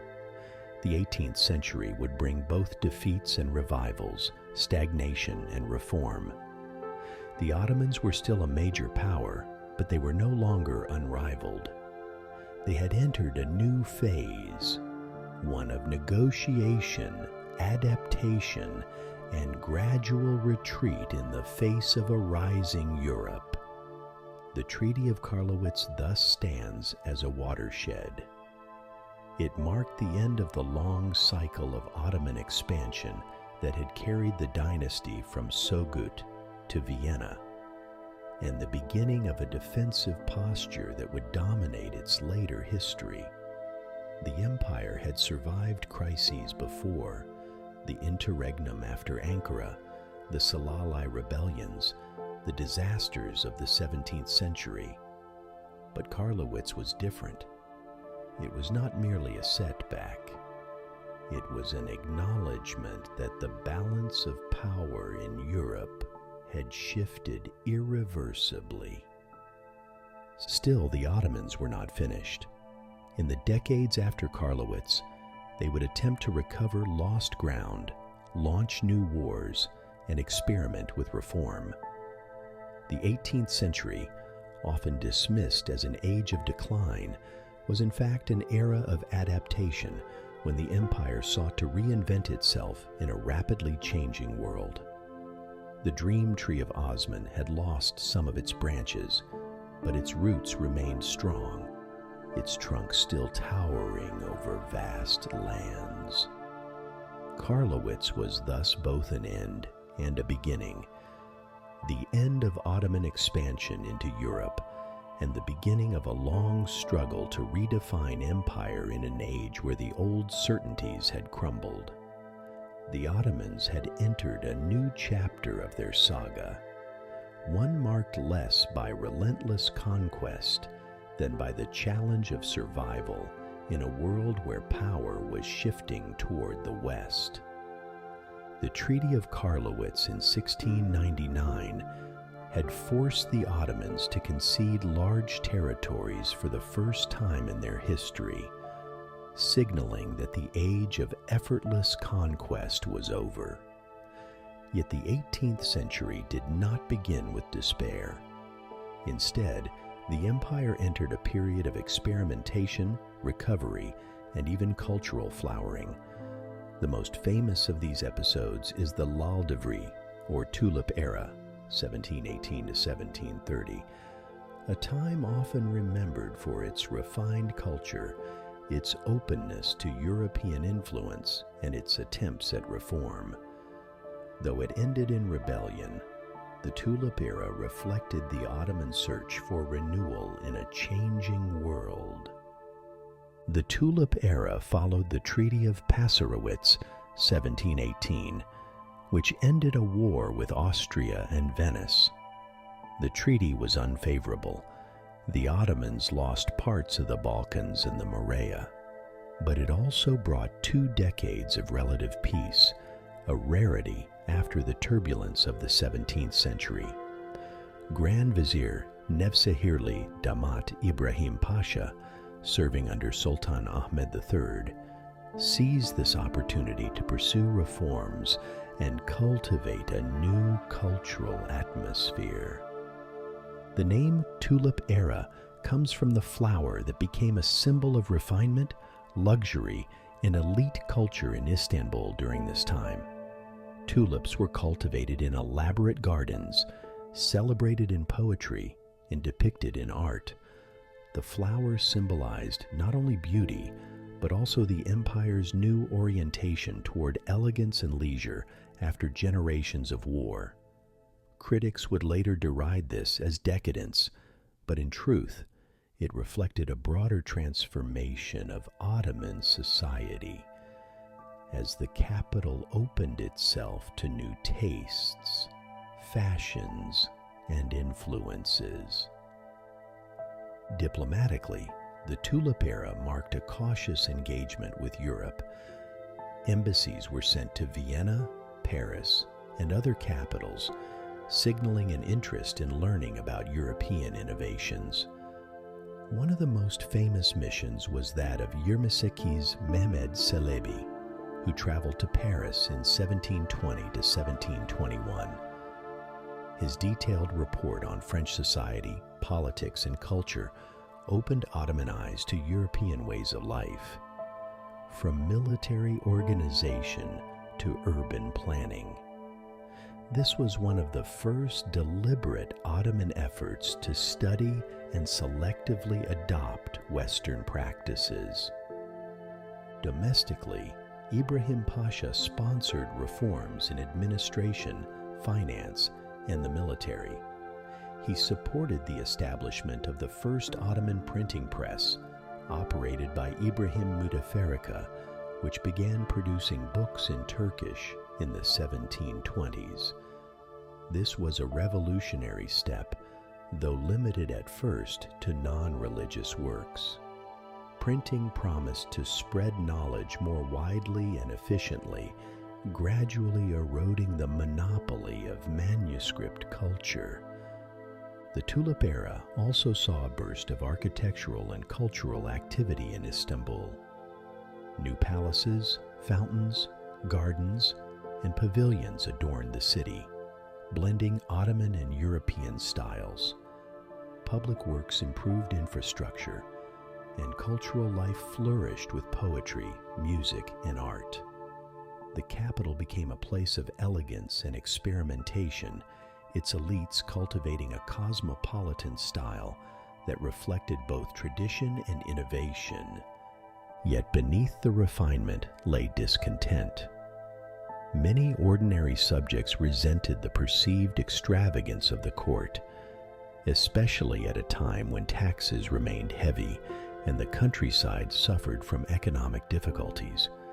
Military elites, particularly the janissaries, disliked reforms that threatened their privileges. Conservative religious scholars viewed tulips, gardens, and European fashions as frivolous distractions from the empire's true mission. The tension exploded in 1730 with the Patrona Halil Rebellion. Led by a former janissary and backed by artisans, soldiers, and disaffected groups, the uprising swept through Istanbul. Palaces and gardens were destroyed, tulip fields trampled, and the symbols of elite luxury attacked. Grand Vizier Ibrahim Pasha was executed, and Sultan Ahmed III was forced to abdicate. The Tulip era came to an abrupt and violent end, its dreams of reform and refinement drowned in the fury of the mob. Though short-lived, the Tulip era was deeply significant. It marked the first real attempt by the Ottomans to engage systematically with European models, to embrace innovation while preserving tradition. Its cultural flowering left a lasting imprint on Ottoman art and architecture. The printing press it introduced would slowly, over generations, transform education and communication. Most importantly, the Tulip era revealed the deep tensions in Ottoman society. Between tradition and change, elites and commoners, luxury and austerity, east and west. The end of the Tulip era did not end reform. Later, sultans and viziers would continue to experiment with modernization, often in response to military defeat or diplomatic necessity. But the memory of 1730 remained a warning. Change could provoke backlash, and rulers had to balance innovation with the expectations of their subjects. In hindsight, the Tulip era appears less as decadence and more as a preview of the Ottoman struggle to adapt to a modern world. It was a moment when the empire paused from constant war to look inward, to experiment with culture, diplomacy, and technology.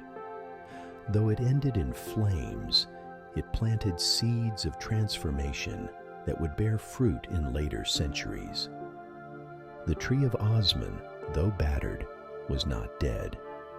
In the Tulip era, it blossomed briefly with flowers of refinement, only to be cut back by the storm of rebellion.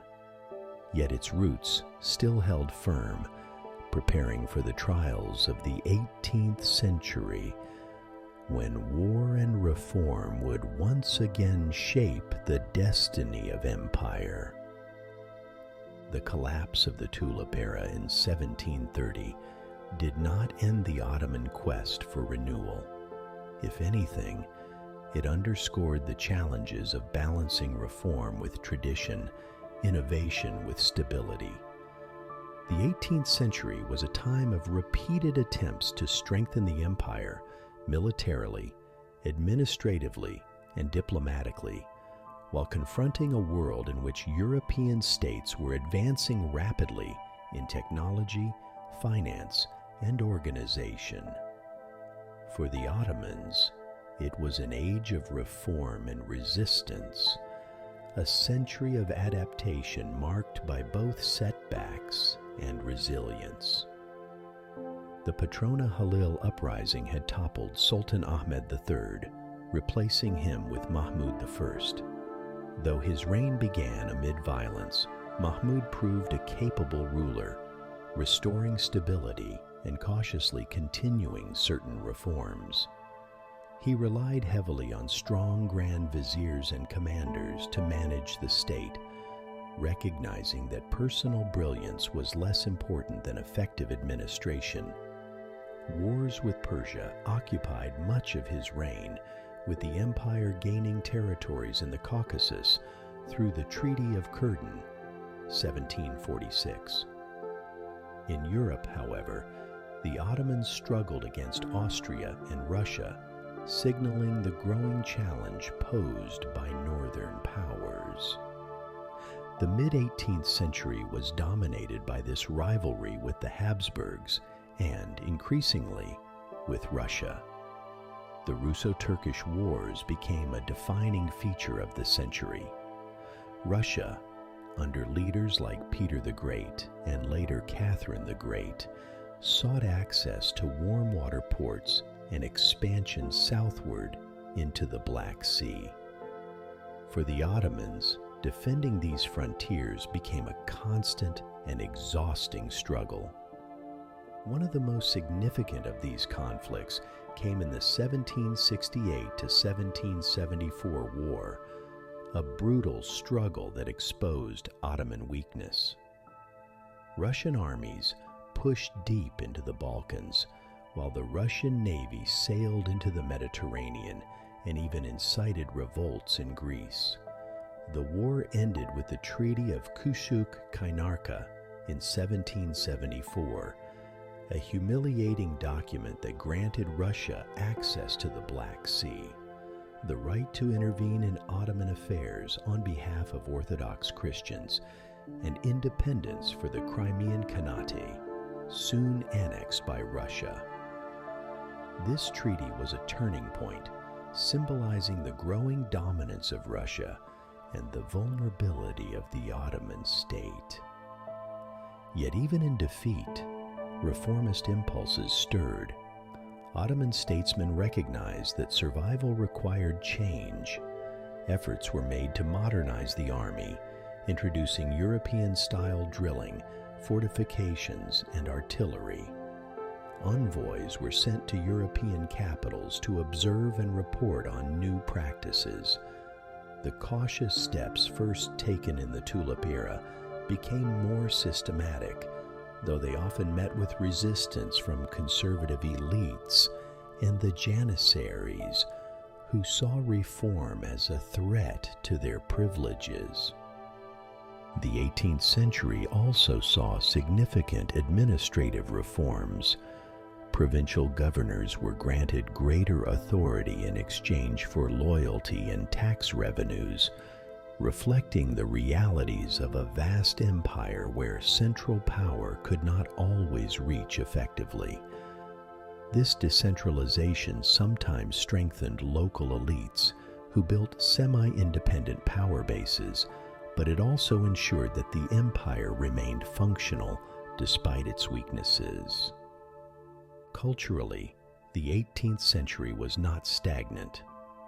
Istanbul and other cities flourished as centers of trade and craftsmanship. The printing press, though slow to spread, began to influence education and scholarship.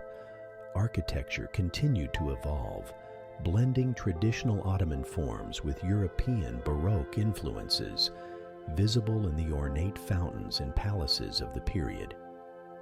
Poetry, music, and calligraphy thrived, sustaining the rich cultural life of the empire, even amid political strain. The century also brought new social dynamics. Refugees from wars, especially from lost territories, swelled the population of Ottoman cities. These migrations brought hardship, but also new skills and cultural influences. Religious scholars and Sufi orders continued to play a central role in society, often acting as mediators between state and people. The empire remained deeply Islamic, but its diversity persisted. Christians and Jews continued to live under the millet system, contributing to trade, finance, and administration. The 18th century, then, was not a simple story of decline, but of transformation. The Ottomans faced formidable external challenges, especially from Russia and Austria, but they also showed resilience, experimenting with reform, adapting their institutions, and maintaining a vibrant cultural life. The empire's survival into the 19th century owed much to the adjustments made in this period, even if they were uneven and incomplete. By 1800, the Ottoman Empire was no longer the unstoppable force of Suleiman's day, but neither was it a mere shadow. It remained a vast, multi-ethnic, multi-religious state spanning 3 continents, still capable of waging great wars and shaping regional politics. The dream of Osman persisted, though now tested in new ways. The 18th century had taught the Ottomans that survival required change, but also that change could provoke resistance. The great challenge of the coming century would be to navigate this tension more decisively as the empire confronted the modern world with both hope and peril. By the dawn of the 19th century, the Ottoman Empire stood at a crossroads. 2 centuries of military setbacks Territorial losses and internal unrest had shaken its foundations, yet the empire endured, vast and resilient. What it lacked was decisive reform. The 18th century had witnessed hesitant attempts to modernize the army and administration, but entrenched elites, most notably the Janissaries, blocked meaningful change. It fell to Sultan Mahmud II, who reigned from 1808 to 1839, to break this deadlock. His reign was marked by bold reforms, ruthless determination, and one of the most dramatic moments in Ottoman history, the destruction of the Janissary Corps in 1826, known as the Auspicious Incident. Mahmud II came to power in a storm. His brother Mustafa IV had been placed on the throne during the rebellion of 1807, which overthrew Selim III's reformist regime. Selim had tried to modernize the army with his Nizam-i-Sedid, New Order, but the Janissaries revolted, fearing the loss of their privileges. Selim was deposed and later executed, and Mahmud narrowly escaped death himself. In 1808, with the support of Alemdar Mustafa Pasha, a powerful provincial leader, Mahmud II ascended the throne. His survival was precarious, his authority contested by rebellious Janissaries, unruly provincial notables, and the empire's external enemies. From the start, Mahmud understood that the survival of the empire required the destruction of the Janissaries. Once elite soldiers, they had degenerated into a corrupt, undisciplined, and politically meddlesome force. They resisted any reform, lived off state stipends, and often rioted in the capital. Yet they could not be attacked directly until the Sultan had consolidated his power. Mahmud therefore spent years building alliances, strengthening provincial forces loyal to him, and quietly preparing for the decisive strike. During these years, Mahmud also pursued centralizing reforms. He sought to curb the autonomy of provincial notables, Ayan, reasserting the Sultan's authority across Anatolia and the Balkans. He restructured the bureaucracy, establishing ministries and councils modeled on European examples. He encouraged Western-style dress and education for officials, setting the tone for cultural as well as institutional change. Slowly, he crafted the image of a modernizing ruler, determined to drag his empire into a new age.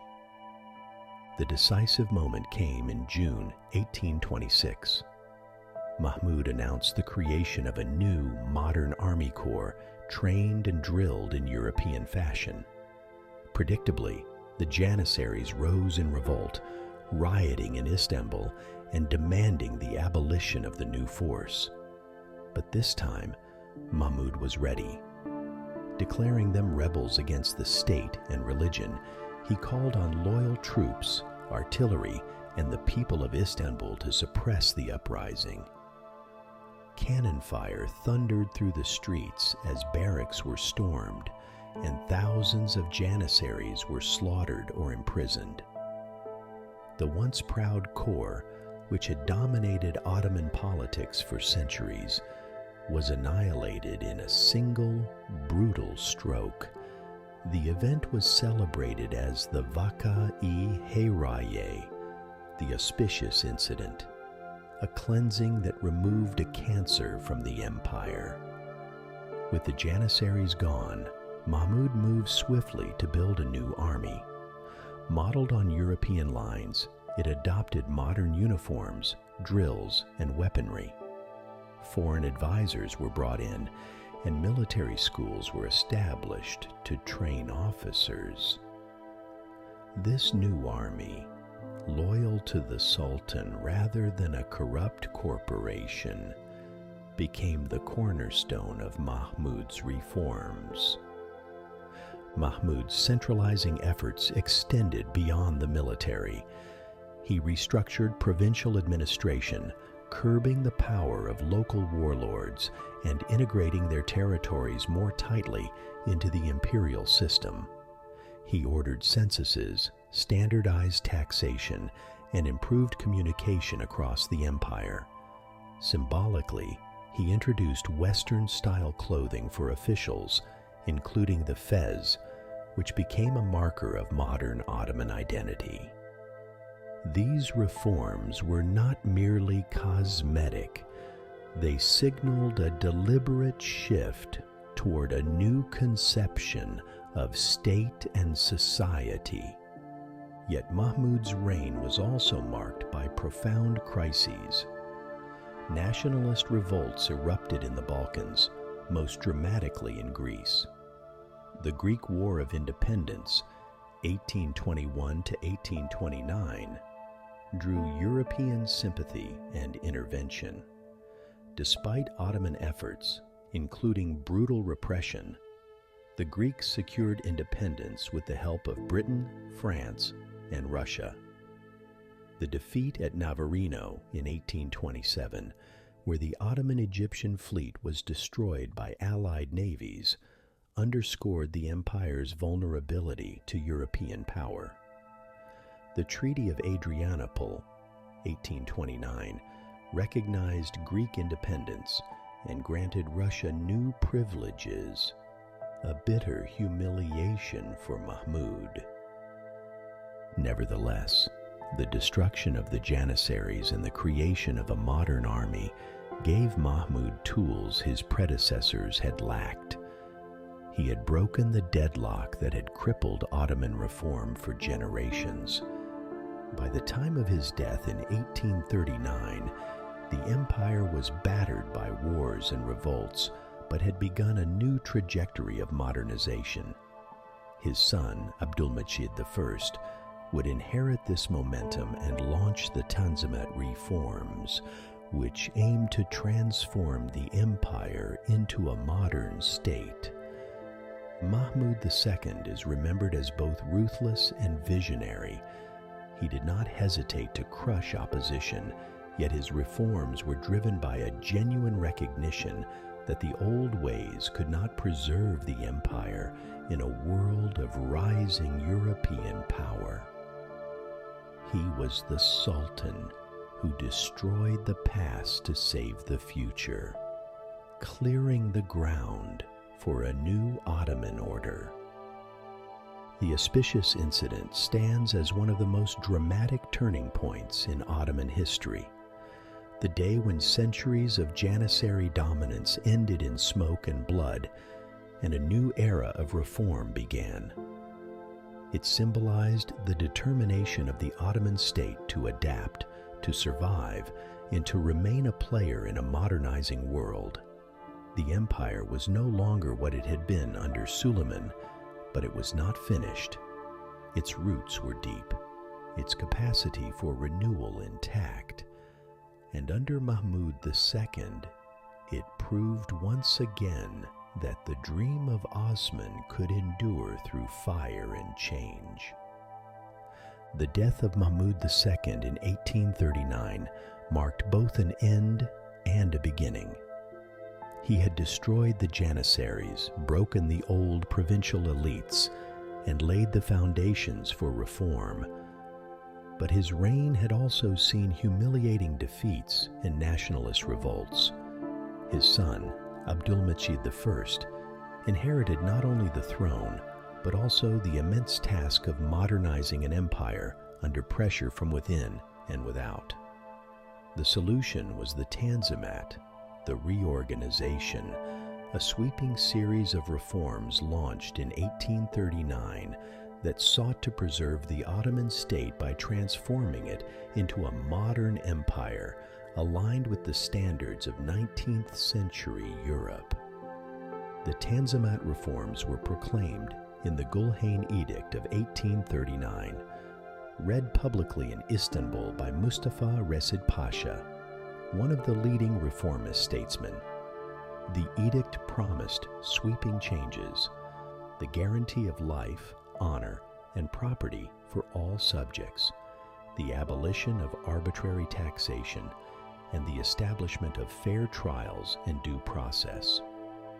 Crucially, these rights were extended to Muslims and non-Muslims alike, signaling a shift toward equality within the empire's diverse population. The Sultan pledged to rule under the law, not above it, a revolutionary statement in a tradition of absolute monarchy. The Tanzimat was not a single decree, but an era that stretched for decades, encompassing reforms under Abdülmecid I, Abdulaziz, and later Abdülhamid II. Its goals were ambitious: to centralize administration, modernize the army, reform taxation, expand education, and foster a sense of common Ottoman citizenship, Ottomanism, that might counteract rising nationalism among Greeks, Serbs, Bulgarians, and Armenians. Institutionally, the Tanzimat brought dramatic change. Ministries were reorganized along European lines, with clearer responsibilities for finance, justice, foreign affairs, and war. Provincial administration was standardized, reducing the autonomy of local notables and integrating distant regions more tightly into the imperial system. A new civil code was drafted, drawing on both Islamic law and European models, and a commercial code was introduced to regulate trade in an age of global capitalism. Education became a priority. Secular schools were established alongside religious ones, teaching modern sciences, languages, and technical skills. New military academies trained officers in European tactics, while civilian schools produced a generation of bureaucrats capable of serving in a modernizing state. The first Ottoman universities and professional schools appeared during this period, reflecting the growing recognition that knowledge was as important as armies in securing survival. Economically, the Tanzimat era coincided with increasing integration into the global economy. The empire exported raw materials, cotton, tobacco, grain, and imported manufactured goods from Europe. Railways and telegraph lines were built, often financed by foreign loans and companies. These developments improved communication and trade, but also deepened dependency on European capital, a vulnerability that would haunt the empire in later decades. Socially, the Tanzimat sought to create a common identity among the empire's diverse peoples. By granting legal equality to non-Muslims, the reforms aimed to bind Christians and Jews more closely to the state, countering nationalist movements that threatened secession. In practice, however, equality provoked resistance. Many Muslims resented the loss of their privileged status, while many Christians viewed the reforms as insufficient, turning instead to European powers for protection. The Tanzimat thus highlighted the dilemma of reform: how to unify a diverse empire without alienating key groups. Foreign influence was never far away. The European powers, especially Britain and France, pressured the Ottomans to reform, seeing themselves as guardians of Christian minorities and eager to expand their economic privileges. The Crimean War, 1853 to 1856, fought alongside Britain and France against Russia, highlighted the paradox of the Tanzimat. On one hand, it demonstrated that the empire could still play a decisive role in European politics. On the other, it underscored its growing dependence on Western alliances and finance. The war ended with the Treaty of Paris, which admitted the Ottoman Empire into the concert of Europe, but also confirmed its status as the sick man propped up by others. The Tanzimat produced lasting institutions: the Council of State, the Ottoman Bank, modern ministries, secular courts, and conscription systems, all dated from this era. Yet, it also produced frustrations. Corruption persisted, implementation was uneven, and resistance from conservative elements hampered progress. Moreover, the empire's mounting debt, fueled by costly wars and reforms, placed it increasingly under European financial control.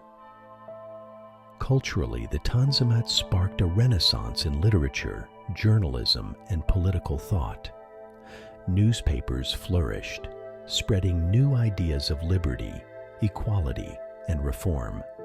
Writers such as Namik Kemal and Sanasi championed concepts of constitutionalism and patriotism, blending Western liberalism with Ottoman traditions. A new intellectual class emerged, critical of despotism and eager for greater participation in governance. These voices would pave the way for constitutional experiments later in the century. By the late 1870s, the Tanzimat had run its course. It had not stopped nationalist revolts in the Balkans, nor had it solved the empire's fiscal dependence, but it had profoundly changed the Ottoman state. It created new institutions, fostered new identities, and opened the door to further modernization. It was both a success and a failure, successful in reshaping the machinery of governance, but failing to fully reconcile tradition with modernity or to prevent territorial losses. The Tanzimat stands as one of the most ambitious reform efforts in Ottoman history. It represented the empire's determination to adapt, to remain a great power in an age dominated by industrialized Europe. It was an attempt to transform the Ottoman dream from one of conquest to one of survival through law, rights, and modernization. The tree of Osman, battered by centuries of storms, was being pruned and reshaped.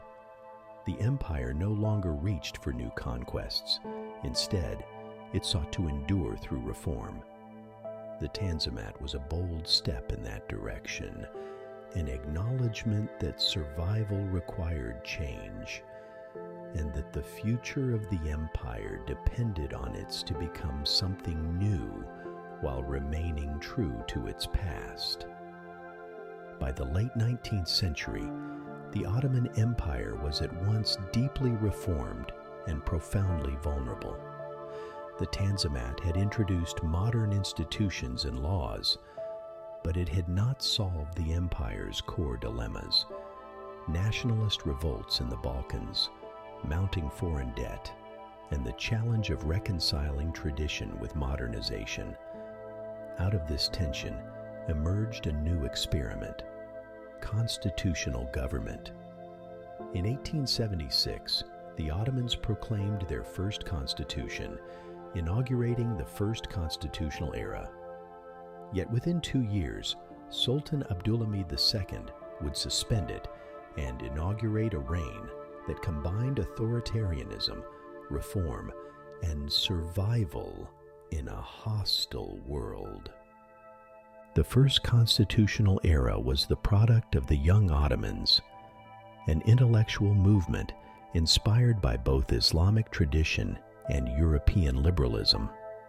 Writers and thinkers like Namik Kemal and Ali Swavi argued for liberty, rule of law, and parliamentary government, blending these ideals with the Ottoman Islamic framework. Their goal was not to abolish the empire, but to strengthen it by giving all subjects, Muslim and non-Muslim alike, a stake in its survival through a shared political identity. In 1876, amid mounting unrest and international pressure, reformist statesmen such as Midhat Pasha persuaded the new Sultan, Abdülhamid II, to grant a constitution. The Kanun-i Esasi, Basic Law, established a bicameral parliament, with one chamber appointed by the Sultan and the other elected by provincial assemblies. It guaranteed certain rights, declared equality for all subjects, and placed limits, at least on paper, on the Sultan's power. For the first time, the Ottoman Empire had entered the age of constitutionalism. But the experiment was short-lived. The empire was in crisis. The Balkan provinces were aflame with revolts in Bulgaria, Serbia, and Bosnia, fueled by nationalist movements and supported by Russia. In 1877, war broke out with Russia, and the conflict quickly became disastrous. Russian armies advanced deep into the Balkans, even threatening Istanbul itself. The war ended with the humiliating Treaty of San Stefano in 1878, which granted independence to Serbia, Romania, and Montenegro, and autonomy to Bulgaria. Though the treaty was revised at the Congress of Berlin later that year, the damage was immense. The Balkans were slipping permanently from Ottoman control. In this atmosphere of crisis, Abdülhamid II suspended the constitution in 1878, dissolving parliament and ruling as an absolute monarch. For the next 3 decades, his reign defined the late Ottoman Empire. Abdülhamid II was a complex ruler, autocratic, suspicious, and ruthless, yet also visionary in his reforms and skilled in diplomacy. His absolutism was justified by the need for unity in the face of external threats and internal disunity. He relied heavily on spies and censorship, cultivating an atmosphere of surveillance and control in Istanbul. Opposition was stifled, newspapers censored, and dissidents exiled. Yet at the same time, Abdülhamid pursued an ambitious program of modernization. Education was a cornerstone of his reign. He expanded primary and secondary schools, established new technical and professional institutions, and strengthened Istanbul University. A generation of Ottoman subjects was educated under his system, gaining skills in science, engineering, and administration. The bureaucracy expanded, staffed by graduates of these new schools, creating a modern administrative elite. Infrastructure also advanced. Telegraph lines spread across the empire, railways expanded, most famously the Hejaz Railway, linking Damascus to Medina, and new roads connected distant provinces. These projects were designed not only to modernize, but also to bind the empire together, facilitating communication, trade, and military mobilization. Diplomatically, Abdülhamid pursued a policy of balancing European powers while cultivating his role as Caliph of all Muslims. He emphasized his position as the spiritual leader of Islam, appealing to Muslims beyond the empire's borders, from India to North Africa. This policy of pan-Islamism was designed to counteract European imperialism by rallying global Muslim solidarity under Ottoman leadership. It gave Abdülhamid a powerful ideological tool, even as the empire itself contracted. Yet Abdülhamid's reign was also marked by tragedy and violence.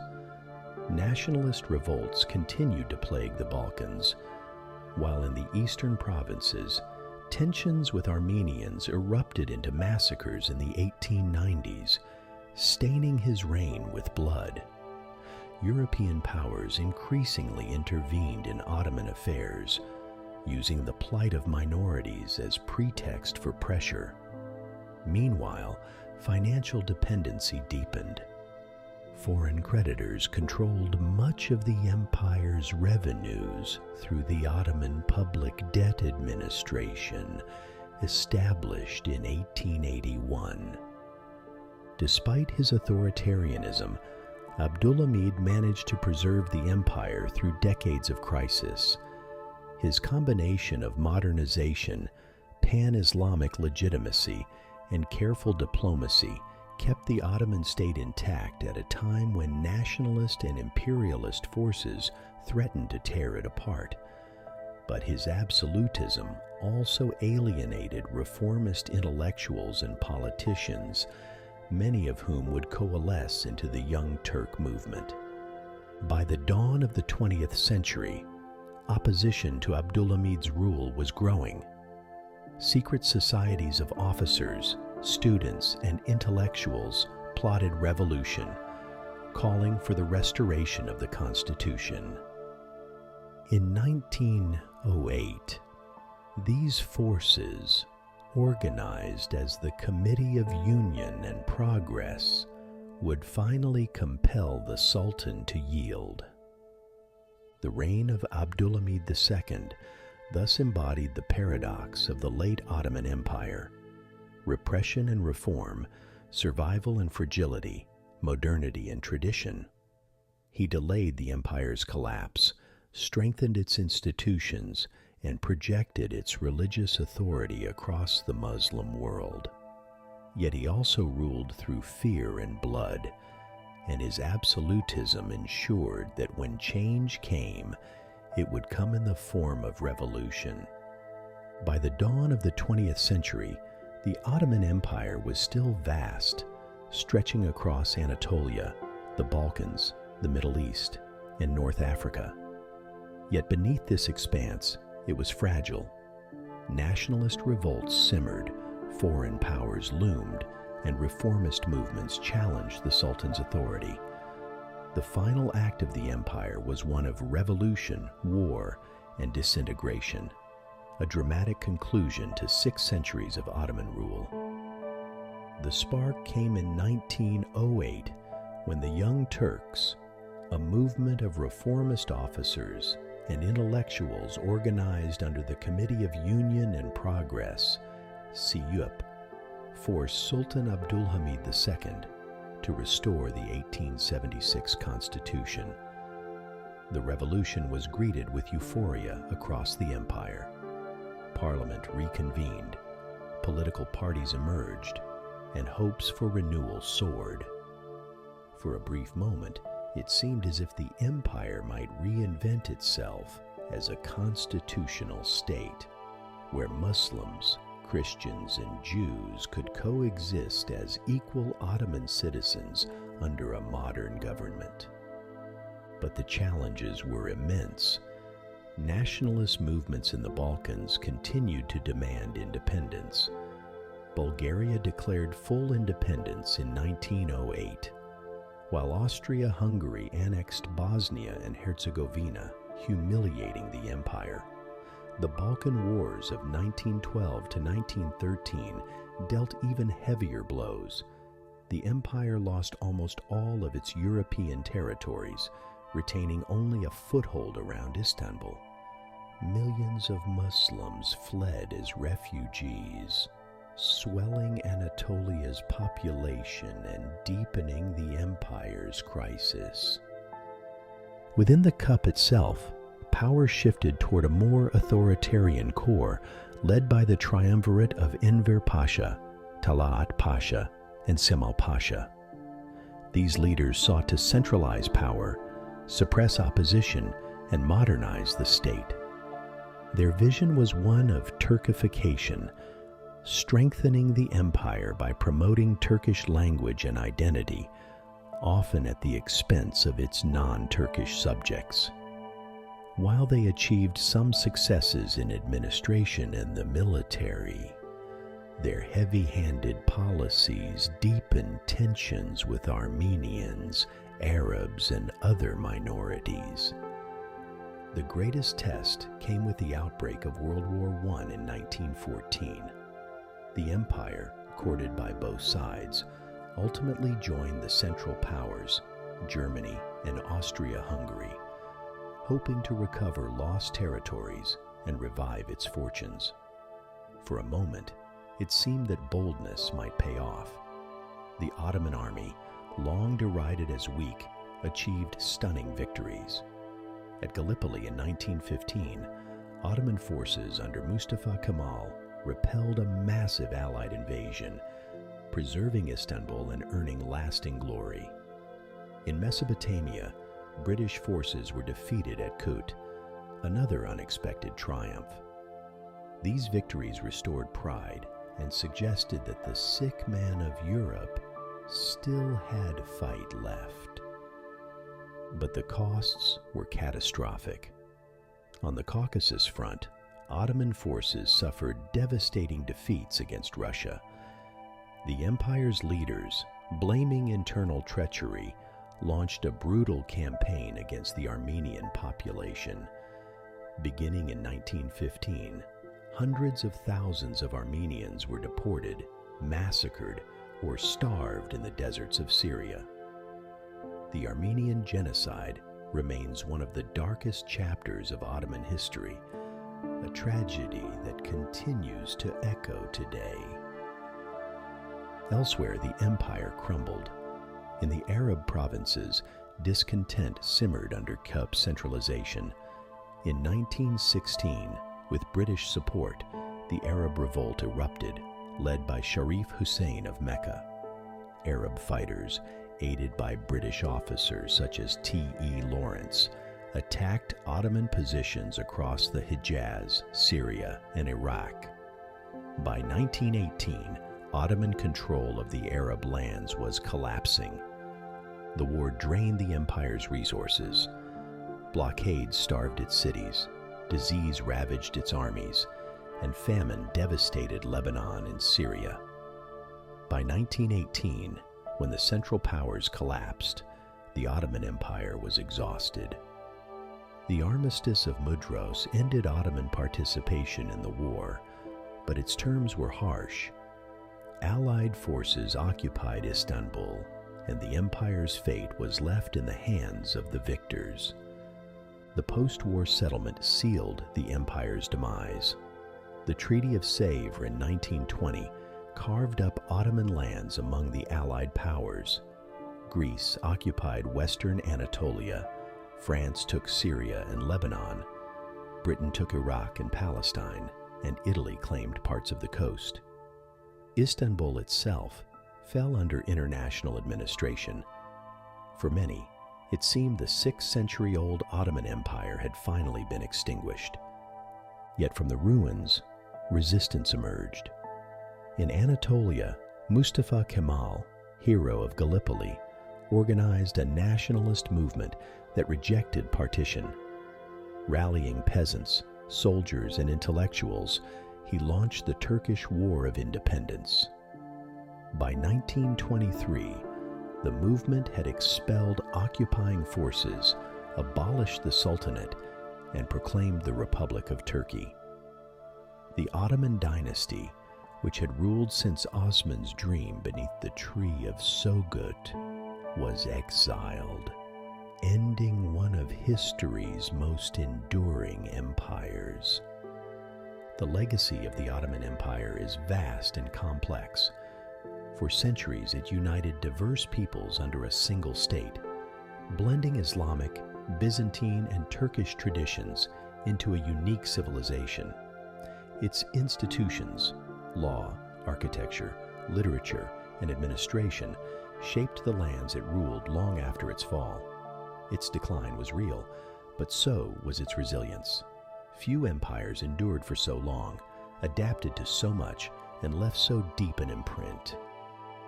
The empire ended in war and partition, but its memory lived on. In the mosques of Istanbul, the bazaars of Cairo, the palaces of the Balkans, and the cultural traditions of 3 continents. The Tree of Osman, planted in legend 6 centuries earlier, had finally fallen. Yet its branches had spread across the world, leaving a legacy that still shapes history today. As our long journey through the centuries of the Ottoman Empire draws to its close, let us pause and reflect on the immense sweep of this story. From a humble frontier principality in the hills of Anatolia, born from the dreams of Osman under the shade of a mighty tree, the Ottomans rose to become one of history's greatest empires, an empire that spanned 3 continents, endured 6 centuries, and shaped the destinies of millions. We have followed their footsteps across the fields of Bursa, Kosovo, and Nicopolis, through the thunder of Mehmed the Conqueror's cannons at the walls of Constantinople, and into the luminous courts of Suleiman the Magnificent. We have seen them dominate the seas at Preveza, govern a mosaic of peoples through law and faith, and preserve stability even as rivals pressed at their borders. We have traced their resilience through the crises of the 17th century, the cautious refinements of the Tulip era, the bold reforms of Mahmud II, and the ambitious reorganization of the Tanzimat. We have also witnessed their struggles, the rebellions, the defeats, the betrayals, the inexorable loss of territory in the Balkans, the pressures of Europe's rise, the agony of nationalism, and the devastation of World War I. In their final century, the Ottomans sought not conquest but survival, striving to adapt an ancient system to a modern world that was rapidly slipping beyond their control. And yet, through triumph and tragedy alike, the empire endured far longer than many thought possible. Its institutions adapted, its rulers reformed, its people persevered. Even in its twilight, the empire continued to matter, to inspire, to fight, and to dream. Its fall was not a collapse into nothingness, but a transformation, giving birth to new nations, most prominently the Republic of Turkey, which carried forward elements of Ottoman identity into a new age. The legacy of the Ottoman Empire cannot be measured in borders alone. It is found in the domes of Istanbul that still rise proudly above the Bosporus, in the music, poetry, and calligraphy that flourished in its courts, in the bridges and caravanserais that connected lands and peoples, in the enduring memories of coexistence and conflict across the Balkans and the Middle East.